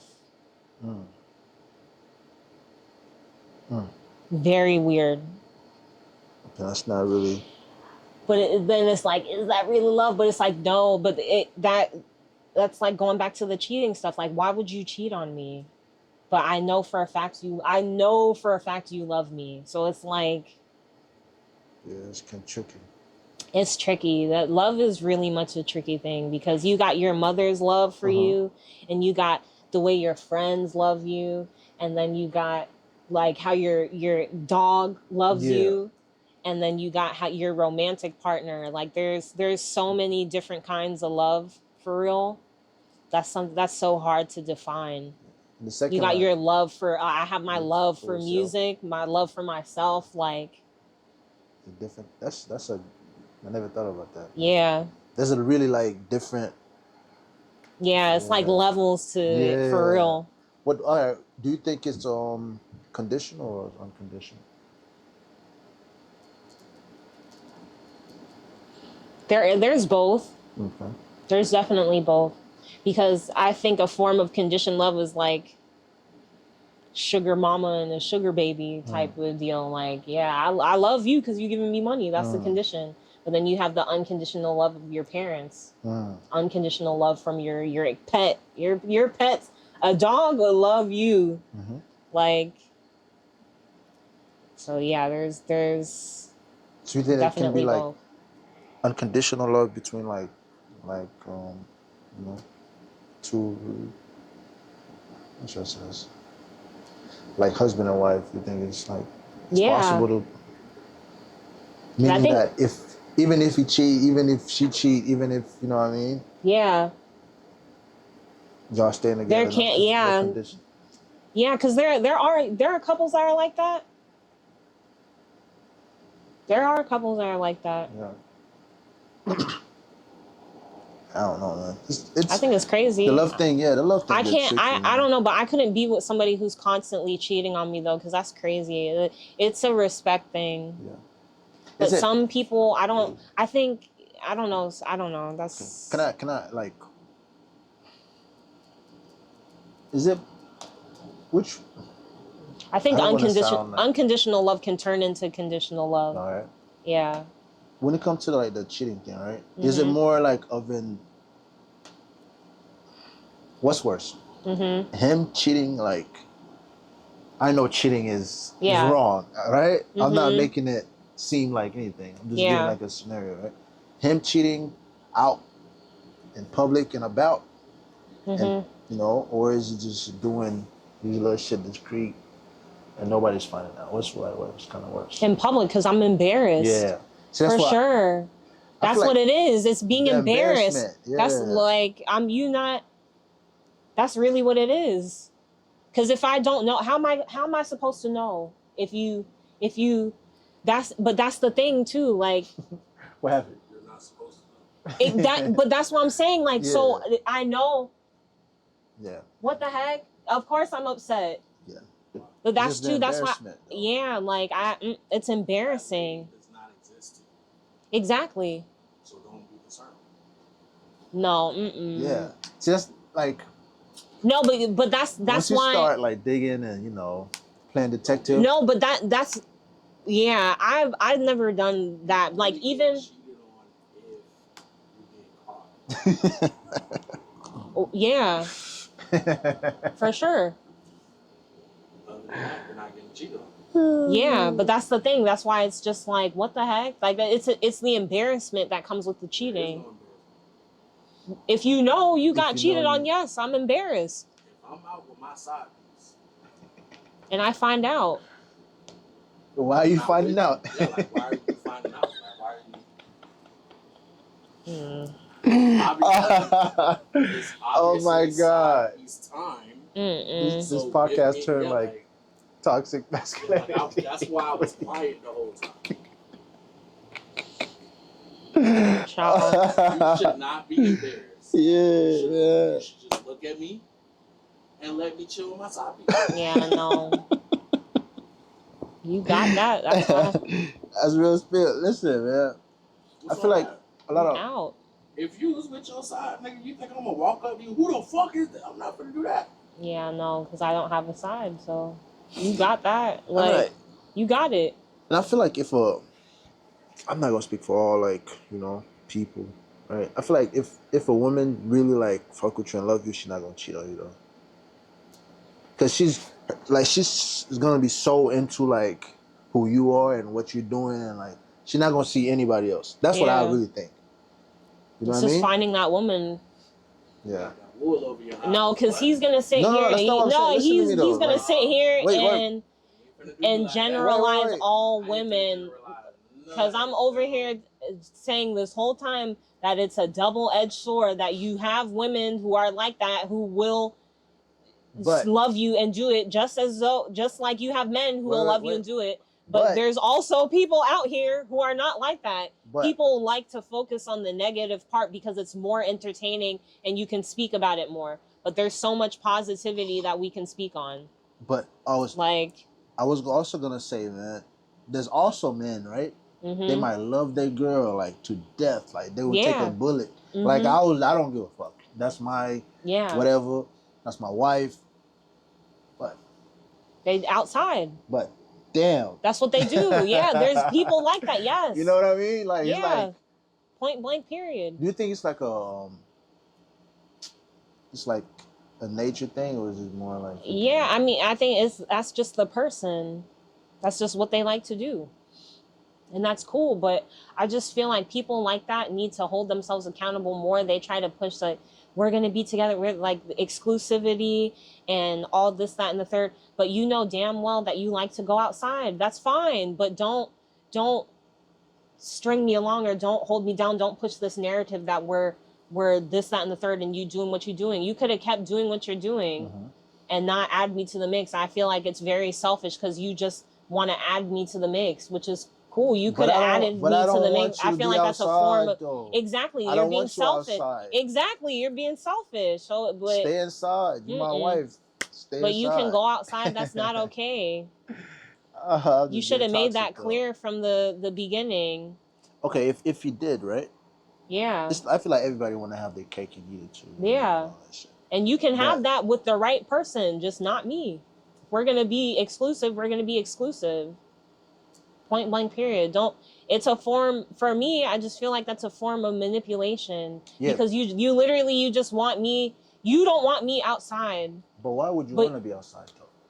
Why not? Why you can be outside, but I can't be outside? Does that make sense? Make it make sense. It doesn't make sense though. So what the heck? That's not fair. This is a part of the double-edged sword stuff, and it's more so because y'all are men. We're not supposed to be monogamous and stuff like that. That's cool. Go find somebody who aligns with that. I don't understand why that's so hard to wrap your head around, and why I'm crazy, you doing all these sign gestures and shit like that. There's a lot of women out here that are fine with being in a polyamorous relationship because I want to be monogamous. That's a problem. men, y'all so focused on Don't say y'all. Don't say y'all. No, because it is y'all, because y'all feel and this one in the corner going crazy out, and he does this toxic nonsense all the time. Men, y'all do not think about the women. You have an external thing. My stuff is on the inside. I don't know how this person take care of themselves. You are dipping your stuff in something that I don't know what they do. You come here, now my whole stuff is messed up. My mechanics on the inside are messed up. Like, men do not think about stuff like that. It's already sensitive. Like, you could have, your mouth going there can mess it up already. Condoms, mess it up already. Fingers and stuff, mess it up already. Now you're going to go and dip and dab in somebody else, and then you're coming home. Like, y'all don't think about stuff like that. This is not about you. I don't want to hear it. I'm speaking from us because, like, you don't hear this side. Don't care. Because y'all, for real, like, most of y'all don't know how to freaking take care of yourselves in general. Like, ain't nobody got time. I mean, ain't nobody got time for that. Okay. Perfect scenario, right? I remember you said in the beginning, right? You probably, hopefully, find not hopefully, find a man. Yeah, we're gonna speak it into this. Yeah. I don't know where you at. But I'm here. It's somewhere. Come find me. Oh, you go find him, you know? Yeah. Maybe. Would you ever pursue a man? Would you ever not pursue him, but like propose to a man? No. I'm sorry, I'm not doing that. I'm not doing that. Why would I do that? Because you cares? Love him. I do love you, but that's cool. I'm not gonna propose to you. It's not disrespectful. How would you feel if I got on my knees right now and proposed to you? Y'all feel like we should be getting on our knees for other stuff, and now all the male ego, all this toxic masculinity and stuff. So now I'm gonna do, what is it? Demoralize? No, not demoralize. To demasculate you by getting on my feet. We're supposed to be prim and pristine and all this stuff, and I gotta touch the ground? Absolutely not. I'm cool. Mm-mm. Mm-mm. Yeah. We're not worried about that. You're not the king. I'm the prize. What? Okay. I'm the prize. That's a very toxic thing to say, though. It is toxic. I don't care. The prize? I don't know, yeah. No, but it's a two-person thing. We equally are the prize. But I'm not getting on my knees for that. I'm sorry. Absolutely not. Time for no. Me. Sorry, boo. Mm-mm. Yeah, I lied to you. Mm-mm. I lie to you, but don't you lie to me. Yeah, no. Yeah. That's gospel. Yeah. Come on, man. That's gospel, right? It's like, what are some things that if you have the power to change, right? And men. Mm-hmm. What would that be? What would you like change in all men to make us better? I wish y'all would I don't want to say talk to us more. I just wish that society didn't mess y'all up so much emotionally. I wish y'all would be more. In what case did you think that society messed us up?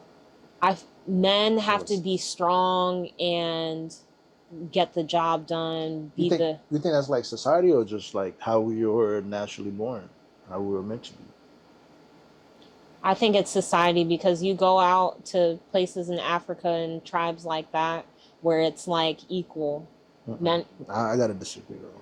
No, I do. I mean, obviously genetically you guys are, but there are things that men do, there are things that women do, and there are things that like it's equal. Well, it'll never be fully equal because of genetics and stuff like that.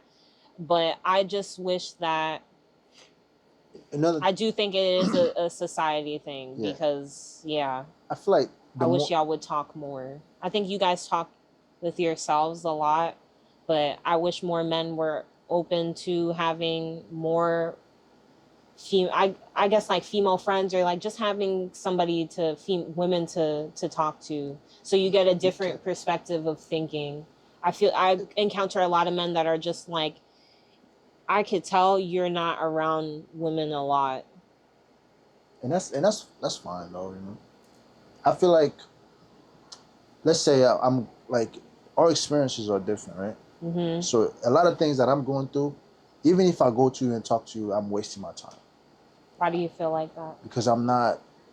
There's no, like, we're problem solvers. Like, women tend to just sit around and just talk, and y'all feel better, right? Men, like me, you know, certain men's like, if I have something going on with me, like, you know what I mean, it's a problem, I go talk to somebody and we fix it. Mm-hmm. And more women feel more like comfortable just talking about their problems. They really don't want to fix it. You just want to talk about it and then talk. I feel like Matt, but we could. It's another double-edged sword, because I encounter a lot of men that don't solve their problems. Then that's their own person. That's the type of person they are. Like, it's like, I feel the same too. As women, it's because I feel like I solved all my problems in my life as a woman. Like having a dad in my life, I will never look for a man to solve my problems ever, because it's I've never experienced a man really solving my problems for real. Well, let me stop. No, I have, and that made me very uncomfortable, because having to be the problem solver my whole life, it's like, oh, to have like a man come in and do something that's like, oh my god. It's because you felt like you was giving him too much power? No, it's just I've never experienced this, so it's like, this is just foreign. I mean, foreign doesn't necessarily, you know, mean bad though. Yeah, it wasn't a bad thing. It was just a new experience, but it made me uncomfortable because I never experienced it before. But I personally have no problem giving a man power. I mean, not even power, just like playing a role, being submissive and stuff like that. Yeah, I don't know. I would say I don't really, you know, I don't believe that when it comes to, like, you know, women being submissive, it's either you are or you're not. Like, in the long term, you can play it, but at the end of the time, if you know what you're looking for, you know, shit gonna come out though. So yeah. Like, you gotta be naturally, you know what I mean? That's interesting though. Yeah. Okay, is that it? You would want us to communicate more. That's one thing you would like. Yeah. Anything else? Guess men as a whole to work on. Yeah. Oh no, it's not even. Well, yes, it is it ties into communication. Just being more empathetic, having more sympathy. Because you guys don't get the chance to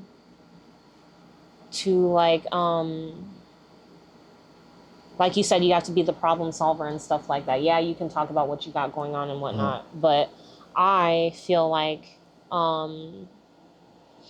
because you don't get the chance to, like, you process your emotions and whatnot and you keep going. I feel like sometimes, and I guess that ties into what you're saying with women talking about it and whatnot. I feel like sometimes y'all really do lack empathy. How? How would you say? Prime example, right? Yeah. When women are talking about our periods, yeah, obviously you will never experience that. Yeah. Duh. But you can still have some form of compassion, like you hearing me talk about it. Oh, you get it every month. You should already know, like, just stuff like that. It's just like, come on. Yeah, like, what do you? No, that doesn't mean that. That doesn't mean it doesn't hurt. Like, yeah, I understand. I get this every month and stuff, but come on, man. Like, damn, it hurts. I feel like that's a good example, because I hear that so many times.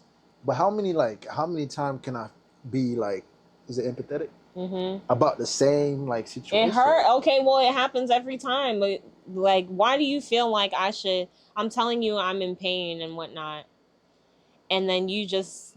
But why couldn't I just be empathetic just one time throughout the whole thing? Because so why every you're time being it happens, you're I gotta being be no, like, but it's like yeah, because what the heck, like. But it's the same thing that's happening though. It hurts. But I already understand that it hurts, and I'm already. So why like, are you being mean? Like, why are you acting like that? I'm in pain, bro. God. Have you ever been kicked in the balls? Imagine experience that every month for a week straight, and now you nauseous. Is it that bad? Yes. What? Because I've been playing like sport, and then somebody hit me in my shit. But And imagine that's like. But imagine it's constant for a week. Do you think you can handle that for a week? Like, let's be serious. The nausea and the pain constantly. And then you got to get up and still work and do stuff like that. Like, and it's just like, okay. I was going to say some ignorant shit, so I'm going to keep that in my keep it to yourself. Because that's a very touchy I don't even subject. think we can even speak about that because y'all will never understand. You lack empathy. If the roles were reversed, I feel like females would be quick to be like, shut your bitch ass up. No, I don't think so. But because the one thing that females like to do is when men get sick, we become very emotional. Y'all act like children. We need nurturing when we're sick because we don't have the energy to be what we think is at like a strong level where we can do what we need to do without help. Right? So why can't we get that? Women complain about us being babies when we're sick. Why can't we get that? Imagine the same way. Why can't we get that? Y'all get that? No, we don't. You just said I have to be empathetic every time. It can't just be one time. You gotta understand, if we were sick every month, repetitively, you're going to get tired of that. Yeah. You're gonna say, "Damn, like I gotta give you this. I gotta keep you in this routine." Also, another thing is, like I said, it's a different empathy. Perspective because what you feel isn't empathetic. The male is trying to be empathetic in his best way. No, you're not. Because here, look at how y'all talking. No, you're not. You trying to she gaslighting. One thing about I'm not gaslighting. When you guys are in your I can only feel empathy one time. You get it every month. Like, what the hell? That's not what I'm used saying, to though. it. I was y'all being a little logical. Because you don't understand. But y'all take that shit and run with it. No, we don't. It just hurts. I don't want to make it seem like we're ganging up on you. Really I am being ganged up on. Like, y'all can prepare for that. No, you can't. How do you prepare for that? Bruh. It still hurts. I get that. What? How can I prepare if I just got off my period and 2 weeks later I just so happen to bleed again? How do you prepare for that without me knowing? And it's supposed to only be one for a month. How are you supposed to prepare for that? The first one? Like, I'm right just there. So irritated. About, like, and I'm not trying to be heartless. You are heartless. And that's what I mean. I'm doing the same thing. I'm gonna do the same thing, and it hurt. But that doesn't mean it doesn't hurt. Like that doesn't mean I don't feel sick. Listen, we're not taking away the fact that it hurts. We know that. But what are you doing to prepare yourself to be able to combat that? You know what it is. Like. You're gonna you're looking for us to be empathetic by doing certain actions, but what are you doing that's going to actually help you get through that experience? The thing is, right? What I think is that women love the attention they get from their partner when they feel like because what are we doing as males that's helping take the pain away? We're not doing anything. You want us to be more affectionate. You want us to pay attention to the fact it's that an attention thing, But you're still in pain whether we're sitting there being supportive or not. What are you doing to actually avoid that pain? You can't. It's gonna happen. No matter how many Tylenols, how many ibuprofens, it don't matter. You're still gonna go through the pain. So me sitting there coddling you isn't gonna change the fact that you're going through the pain. But they still want to be cuddled because they love their attention. That's what I'm saying. Though. You want us to be there supportive. And then you make it seem like that's going to take away the pain. But what you fail to realize is when in that moment of pain and we do go to be supportive, you give us your ass to kiss, or you say some shit like, I don't want to be touched like this. Why are you doing this way? Like, you don't look at the fact that you kind of take your anger and the pain that you're feeling out on that person. That's why I always like... And that's why men are more like, hey, man, I ain't finna fuck with my old lady when she show up here. Because she's more aggressive, because she can't channel the pain that she's taking.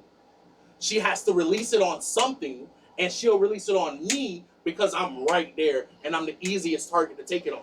Y'all don't take y'all ass to the gym and punch a punching bag like a man does. When we get our heart broken, we go and work that shit off. We have to put ourselves through pain. Men work through pain. Women has the problem of not being able to work through it versus having the support to get through it. Which goes back to his conversation about us getting it done. The thing is, women tend to be a supportive role. You guys help us fill the middle between the fact that we know we got to get this shit done and how we gonna get it done. You guys give us that support in the middle to keep going until we get to the end point. So you're on your period for 7 days, right? You need us to be what you are to us, which is help me get through these 7 days without fucking me up, without angering me. I gotta walk on eggshells because the moment I come in smelling like something, your hormones are in the air. You are you got superpowers when you're on your period. And your senses are heightened. You gotta understand, like, we can't move unless you tell us how to move, and you want us to read your mind, and we can't. Okay, I don't know if you want to respond. No, y'all got it. No. No, that's what I'm saying from a male's perspective. Yeah. So it's like when you say we lack empathy, don't it's close not down, that we lack empathy. Don't shut down. Y'all got it. She's not. Don't it's shut not down. that we lack empathy. It's the fact that the way that we show our support and empathy is going to always conflict with what you expect us to do, unless you tell us what you need from us as a help partner. It's kind of cooking. If you tell us, hey man, I need you to do this, we'll be able to accommodate that. The fact is, women tend to think that we're gonna just assume what to do just by off the fact of what you like and what you don't.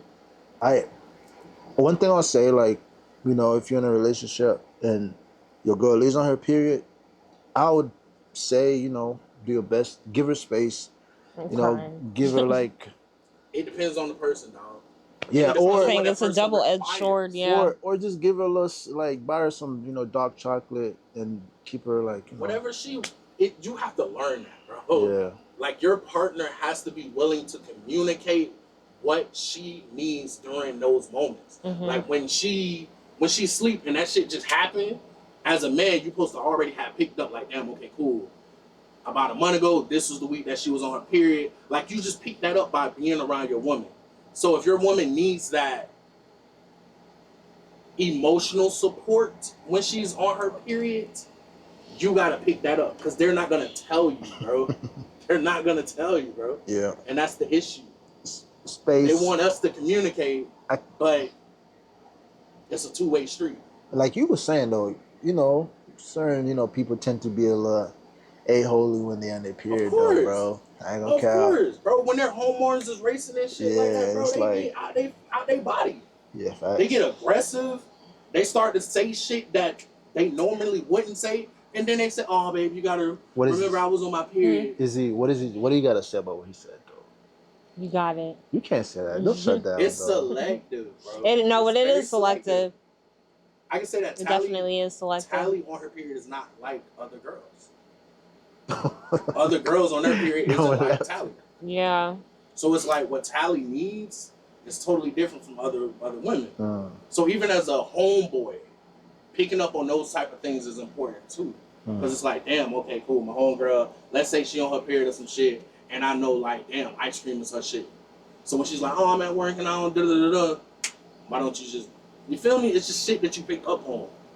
But I really feel like you're all men are lack empathy. Nah. Yeah. Anyway. That was kind of like, that was kind of crazy, though. I don't care. You don't care. Why are you shutting down, though? I'm not shutting down. Yes, you are. Like, I'm not shutting down. Not shutting down. I just know Carter, so it's like you got. So you think he's trying to, like, get under your skin? No, not at all. Carter just saying what he says. But what do you have to say about that, though? What's your response? Me and him have had conversations like this Okay. before. All right. It's like, you got it's for You me. got It's it. just you got it because you got it. Is he wrong or right? We're never gonna agree. Nah, he was saying some stuff that he was spitting. I'm not gonna deny it. What but like? yeah, What's one thing you like? You could agree with him on, though. we definitely do need to be better with like just saying like, okay, I need this, because men, y'all don't just y'all pick up stuff, but y'all there's certain things. It's like I don't understand how you could not pick up on that, but you really do need to be like, I need this. Okay. Are we like mind readers though? No, that's what I'm saying. Like we need to. There's certain things. Like there's a lot of stuff that I feel like, oh, this is clear as day. Why I don't understand how you did not get this. But then it's like, okay, let me just say this so he can get it. Yeah, you guys are like women are like tapped in like more into this like just the feel of everything. Yeah, because there's really a lot of things where it's like I feel like this should have been common sense. Like why? But then yes, you're not a mind reader, so it's like I should have just said that. But there's really just certain things. It's like, all right, if you know it's my time of the month, you know every time I walk around with my hot water stuff, you couldn't just, even though I didn't ask you, you couldn't just like fill it up and get it. But it's do you let me tell you, can you fill up my hot water thing for me, please? Help. Question for that. Mm-hmm. Let's say that I fill it up wrong. What is your response? You can't fill it up wrong. It's just putting hot water in the stuff. But I mean, if you messed up doing something, at least you tried. I wouldn't be upset because it's just little things. So you thinking like we are not thoughtful enough, basically? No, I don't. I just no, I don't think that. It's an initiative thing. I feel like if you see it can be done, attempt to do it, even if you fuck up. It's the fact that you attempted to be there knowing that this is when she's in pain. And I feel like a lot of women, that's how they're wired. They want to see you put in the effort to do something without them telling you, because they feel like you said, like she said, the signs was there. Yeah. Like my period comes this time. Every time I wear these specific underwear, yeah, you know what time it is. Know what's up. Yeah. So that means I need you to be on point. And that's how women are wired.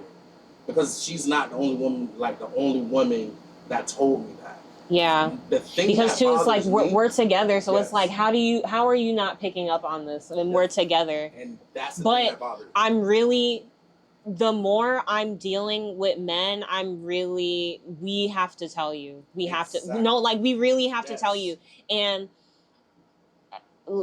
we have to tell you. It's I don't know if it's a brain thing. It has to be a man and a woman thing, because I talk to women and we feel the same way. Same thing with like Carter. I agree with you. And that's why I'm saying like, and I can speak for myself when I personally say like, I have to do better with that. Because I've had conversations with men that I'm dealing with, and here I am. I'm so irritated. I'm pissed off, and we're having a conversation of why I'm acting like this, and I tell him like, this is why I feel this way, and then I hear his side of the story, and it's like, I really hear you. I do hear you, but like he.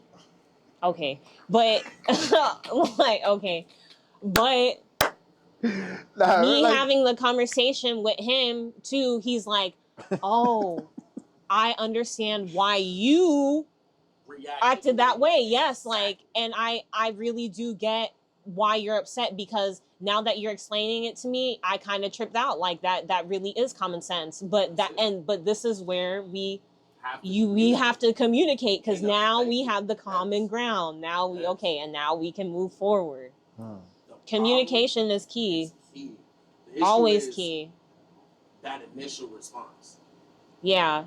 When that initial response happened, meaning that moment of intensity, where something wasn't done right, or that misunderstanding, and now you're both aggressive toward each other because you're both blaming each other. Yeah.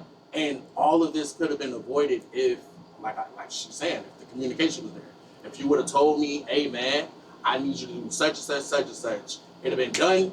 You wouldn't have had no reason to complain, no reason to be upset. The same way goes for, hey man, you should have seen the signs. Yeah. So you should have put the initiative in. It's a blaming game now. So like you're saying, with the communication, that obsoletes that whole situation. And I feel like in order for us to be empathetic in that moment, you gotta tell us. Yeah. Because we're wired to, hey man, get it done. Yeah. No matter what. Like, fight through that shit, grind through that shit, thug that shit out. If you in pain, what that mean? You alive. And that's what I was saying earlier when I said, like, I think it's so important for men and women to talk to each other. Like, because I remember the last time you said that you only talk to men. Pause. Well, that came out wrong. Like, you only have. No, that's crazy. You only. My brain didn't even. Like, you only have male homeboys and stuff like that.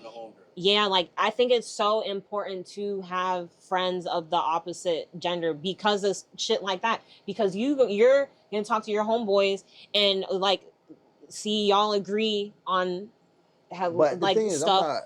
But like I said, like, we think differently. It's like just getting a different perspective. And I know obviously you get different perspectives from different people. Like, obviously you think differently from Carter. Carter thinks differently from me, all this stuff. But I do think, like, the male and female brains are wired differently. Like, it's important to have those stuff. You know, like, it's we having the conversation. I was thinking, like, right? It's like there's a clear signal, right? You know, women have, like, that we know is, like, when you're in pain, discomfort, it's, which is like when you guys are on y'all, like, right? But there's no clear signal for, like, us as men. Yes, there is. What is you feel like that? I can tell when a man is going through it. Men, even though y'all be having man periods as well. Y'all be going through it, like, for real. Y'all definitely. There's clear signs when y'all are going through it. Now, we may not know what the case is. I feel like most of the time, because of society, most of the time it's like a money thing. Y'all getting your feelings. Money and cheating. But, like, we can tell when you going through it. I can tell. Get another name for that, because we can't be out here talking about men periods. Yeah, but that's yeah. A male, I don't even want to fucking call it that. But a man's period is, that shit don't even sound right. It's psychological. Yeah. It's psychological. Y'all go through it. When we go through it, we become disconnected. Yeah. Nothing can regain our focus. Yeah. Because we're mentally we're gone, bro. Yeah. That's why and it's just like y'all just have to do it. Because it's mentally. I mean, it's physically. They're physically going through that pain. Yeah. But it is mental too. And psychiatrically battling ourselves as men. Yeah. So when we go through our periods, we get shut in our head. And nothing around us matters. So what we do is we self-sabotage. That's why we go to the gym and work. I'm talking about injure ourselves. And, like, like, when it comes to, like, I'm talking to the dudes, bro. When it comes to, like, your mental health as a man, you gotta take that shit very, very seriously, very serious, bro. You know what I mean? I messed up my streak. You know what I mean? Like, very seriously, bro. Don't even. Because it's very fragile. Because unlike women, men don't understand the true meaning of coping. I'm gonna break it down. When we get hit with a challenge, we're trained to do what we gotta do to the end, no matter what. Yeah. We're not trained how to strategically get to the end. We just know how to thug it out to the end. We don't know how to strategically make a plan to get to the end. I mean, it's a case-to-case basis, though. Like, you got some people like me, like, if I'm going through something, I know how to, like, just sit down and, like, take it apart and really, like, dig deep, bro, and dissect that shit. And some people don't have that, and it's a case to case shit though. But men, like, bro, I get it, bro. There's a lot of people that do certain things, kill themselves, or like, because they just. There's no release. Especially as a man, like this, like no nobody. Listen, as a man, nobody cares, bro. That's what I'm saying. Like As a whole, nobody give a fuck. That's what I'm saying. That's why. That's Like, if I could change, like that's what I would change. That pent up aggression, that pent up rage, knowing that as a man, bro, we have nobody to turn to but God. Like on some real nigga shit, bro. We can't. We're hit. I'll put it like this. It's so fucked up. Now society has now made men feel like, damn, we can't even rely on women because the moment we expose ourselves to a woman, they'll use that to their advantage the moment that they see it. They always do though. You always have. That's not true, and that's what's fucking us up as men. Yep. Because how can we go in knowing that and then try to convey that to a woman? I feel like you're gonna always think I can't give you 100% of me because the moment I do that, you're gonna immediately use that to your advantage. Yeah, that's a psychological like warfare. That's horrible. Like, and that's not supposed to be like that. Sabotage. Yeah. And that's what's wrong with the males in the world. White, black, Spanish, it don't matter, bro. Yeah. We do not know how to turn off being a provider and always being strong for the sake of our own self-help. We'll run ourselves to the ground rather than actually try to stabilize ourselves. Because we thrive in chaos, because that's what it means to be strong. Also too, bro, like I feel like the journey, of a man it's a lonely journey, bro. If you're a man, it's. You think so? I think so. You think so? Yeah. No. Because I don't want to sound like. I feel like as a man, bro, there's a lot of battles you have to face yourself. You listen, bro. You're not supposed to bring your woman. I think as a person, even as a person. Yeah, bro. You're not supposed to bring your woman into. There's a lot of stuff you got to face by yourself. You have to face it by yourself, bro. I would like to know that though. What as a man do you have to face by yourself? Like I need to. Okay. For example, right? Like is that like a puberty? Like what is that?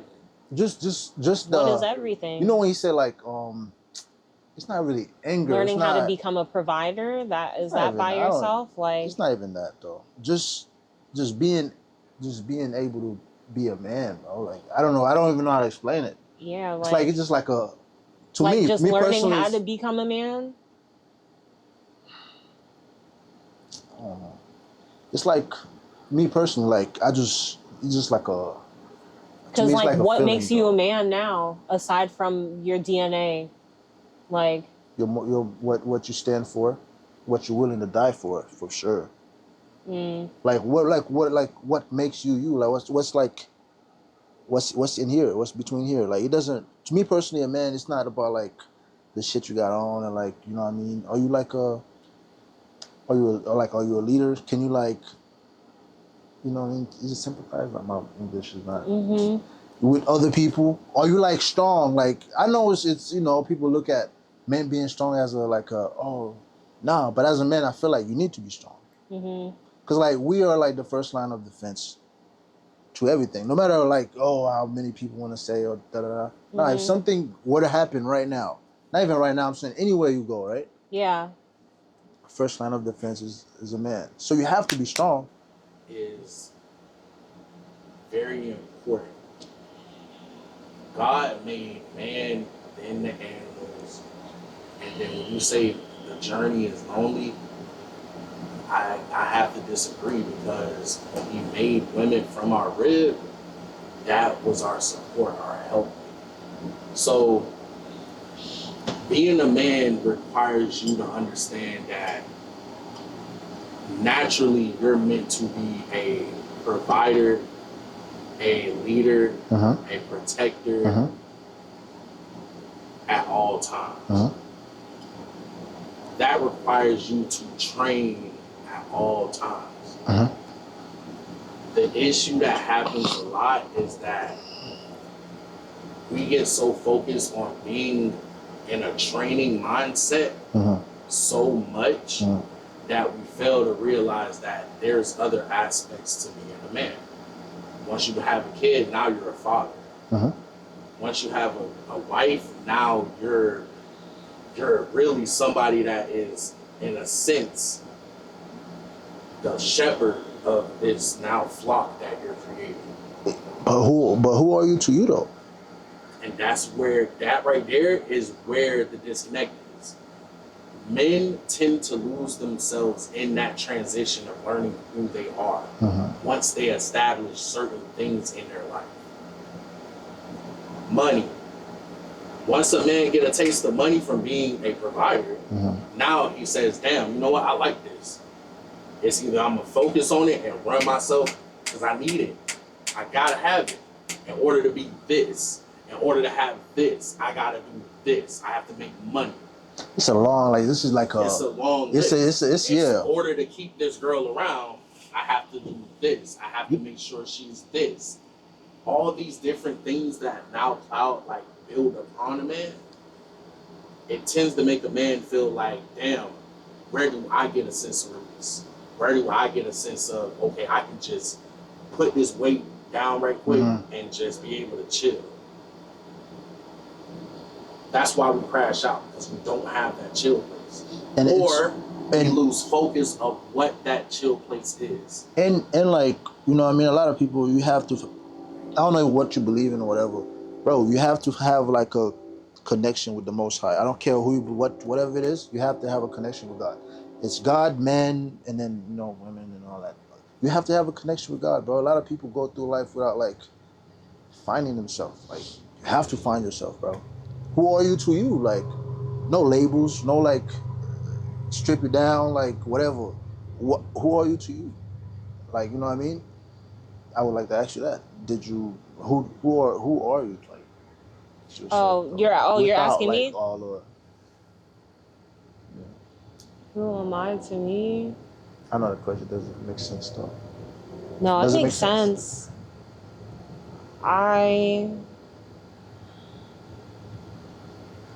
Trying to become the person who I am in my head, but I'm on the journey. I'm still that person, but where it is up here is not there yet. So I'm just actively taking those steps to get to that person. And we're not talking anything materialistic, though, right? No, I'm talking about who I am in my head is somebody who's very articulate, somebody who's somebody who has morals, somebody who is emotionally intelligent, somebody who's strong. Yeah. Somebody who's intelligent, somebody who can stimulate another individual, not off of physical, but off of speaking. Yeah. Somebody who is also physically attractive as well. And that's pretty much it. Somebody who's confident in themselves. Not that I'm not confident in myself, but I feel like there's levels. It changes, you know, you get older, your body changes and stuff like that. People around you change. I want to be confident in my decisions. I want to be confident in the people who I have around me. Yeah, and that's what I was, you know, mostly talking about. Yeah. Like, in your core, like, who, like, you know what I mean? On the inside, I hold myself to a very high regard, very high standard. So I'm just trying to make this match the reality. Yeah, it is gonna match them. And then obviously there's the materialistic aspects of it as well. Yeah. But I'm more so focused on the core things. Core values and what makes you.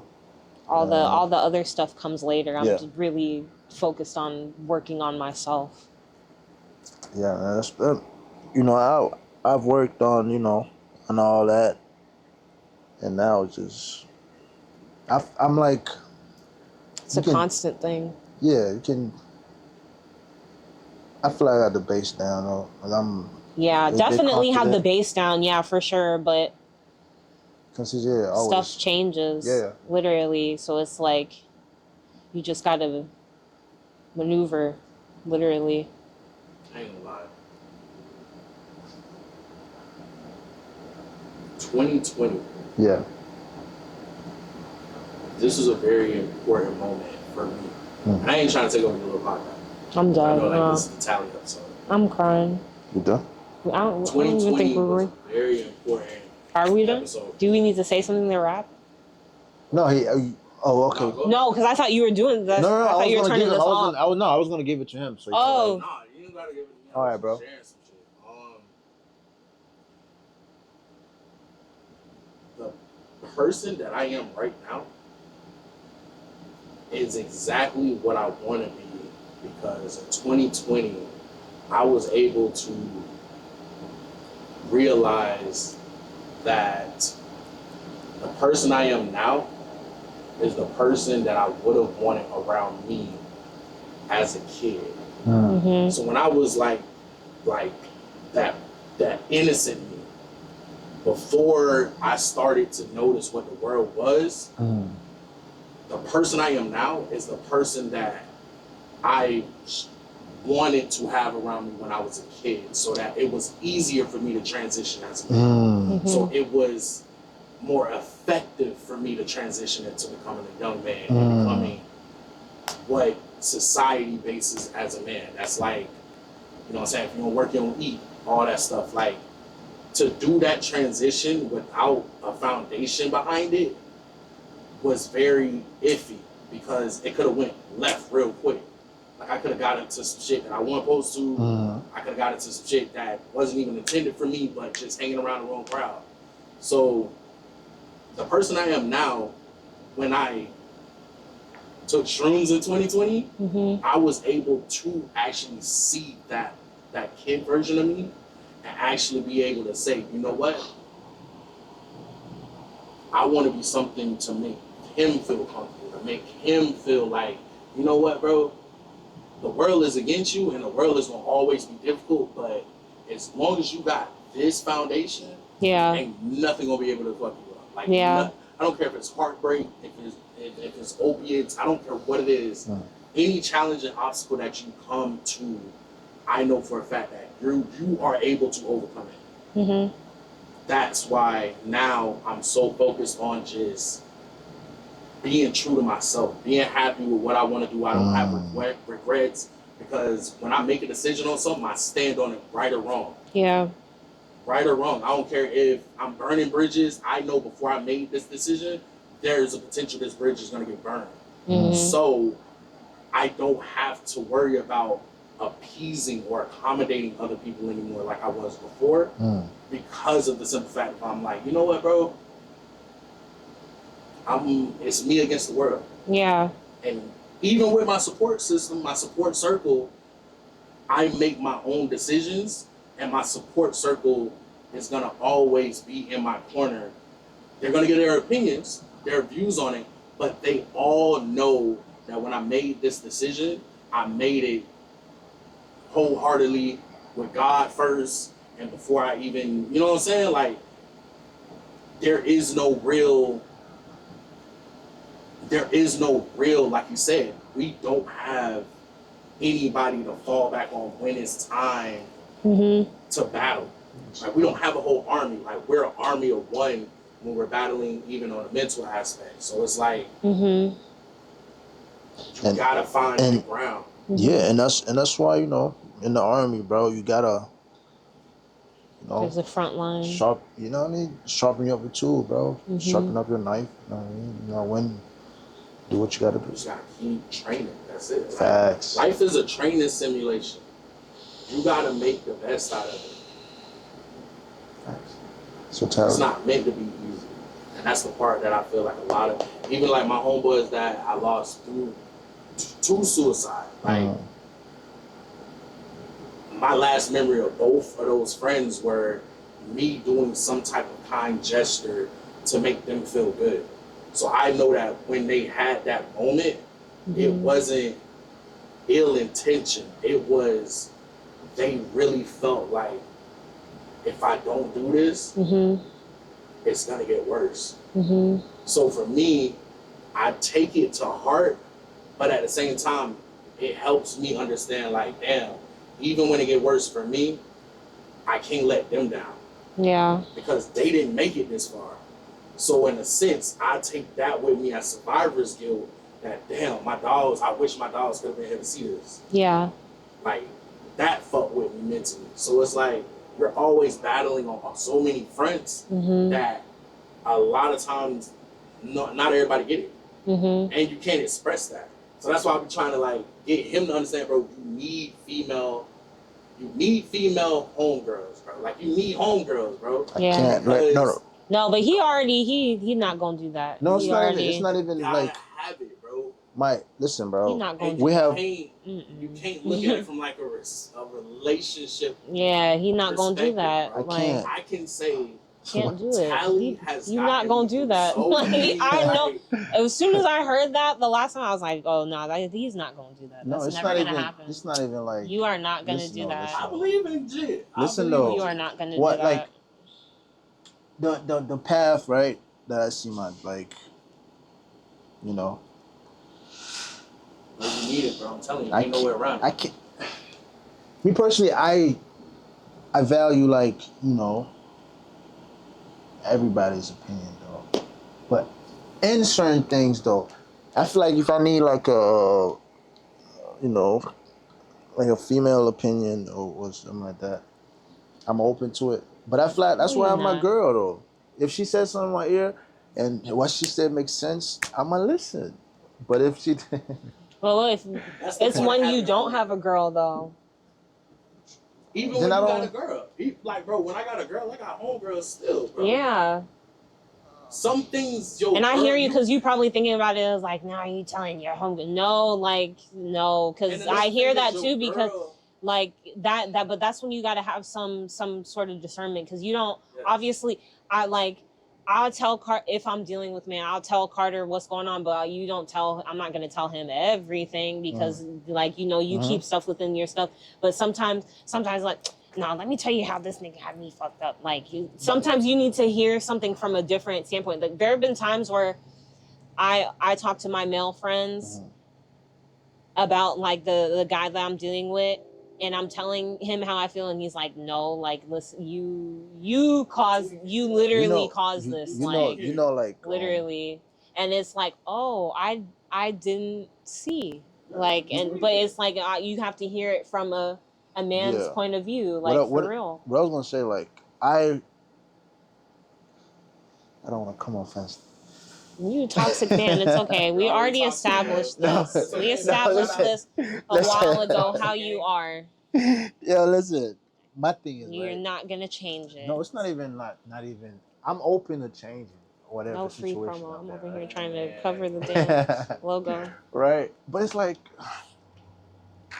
I don't have like women problems though. Right. So if women problems.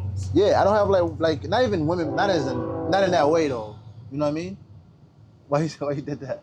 Okay. Wait, what happened? Okay, nothing. You need women problems in what way? Not like meaning I know how to attract women. Yeah. I know how to keep a woman. I know how to make them happy, right? Yeah. So I don't need a female best friend who punch ideas through like about certain situation. That's what I think about it. Okay. Cool. You know what I mean? That's how I like. You know what I mean? My rebuttal is this. All right. Why do you need to attract women? Why do you need that to have homegirls? Why is there even attraction in the series? Why can't you just have a cordial friendship with a female that is attractive, but not see her in that manner and still be able to have a friendship? Why does she have to be attractive though? Because who the fuck want ugly bitches right now? I have ugly friends. I have ugly male friends. That's male friends, bro. No, but that's what I'm saying. Like, what? You think men want ugly homegirls? No. What nigga want an ugly The whole reason. See, there you go. Bringing out the toxic. The whole reason Like that I friend zoned you is because you're attractive. And then you started to give me some advice. See, he gonna turn me up, bro. end it. Wrap it up. Wrap it up. Wrap it up. So we can talk about this off camera. Wrap it up. Wrap it up. No.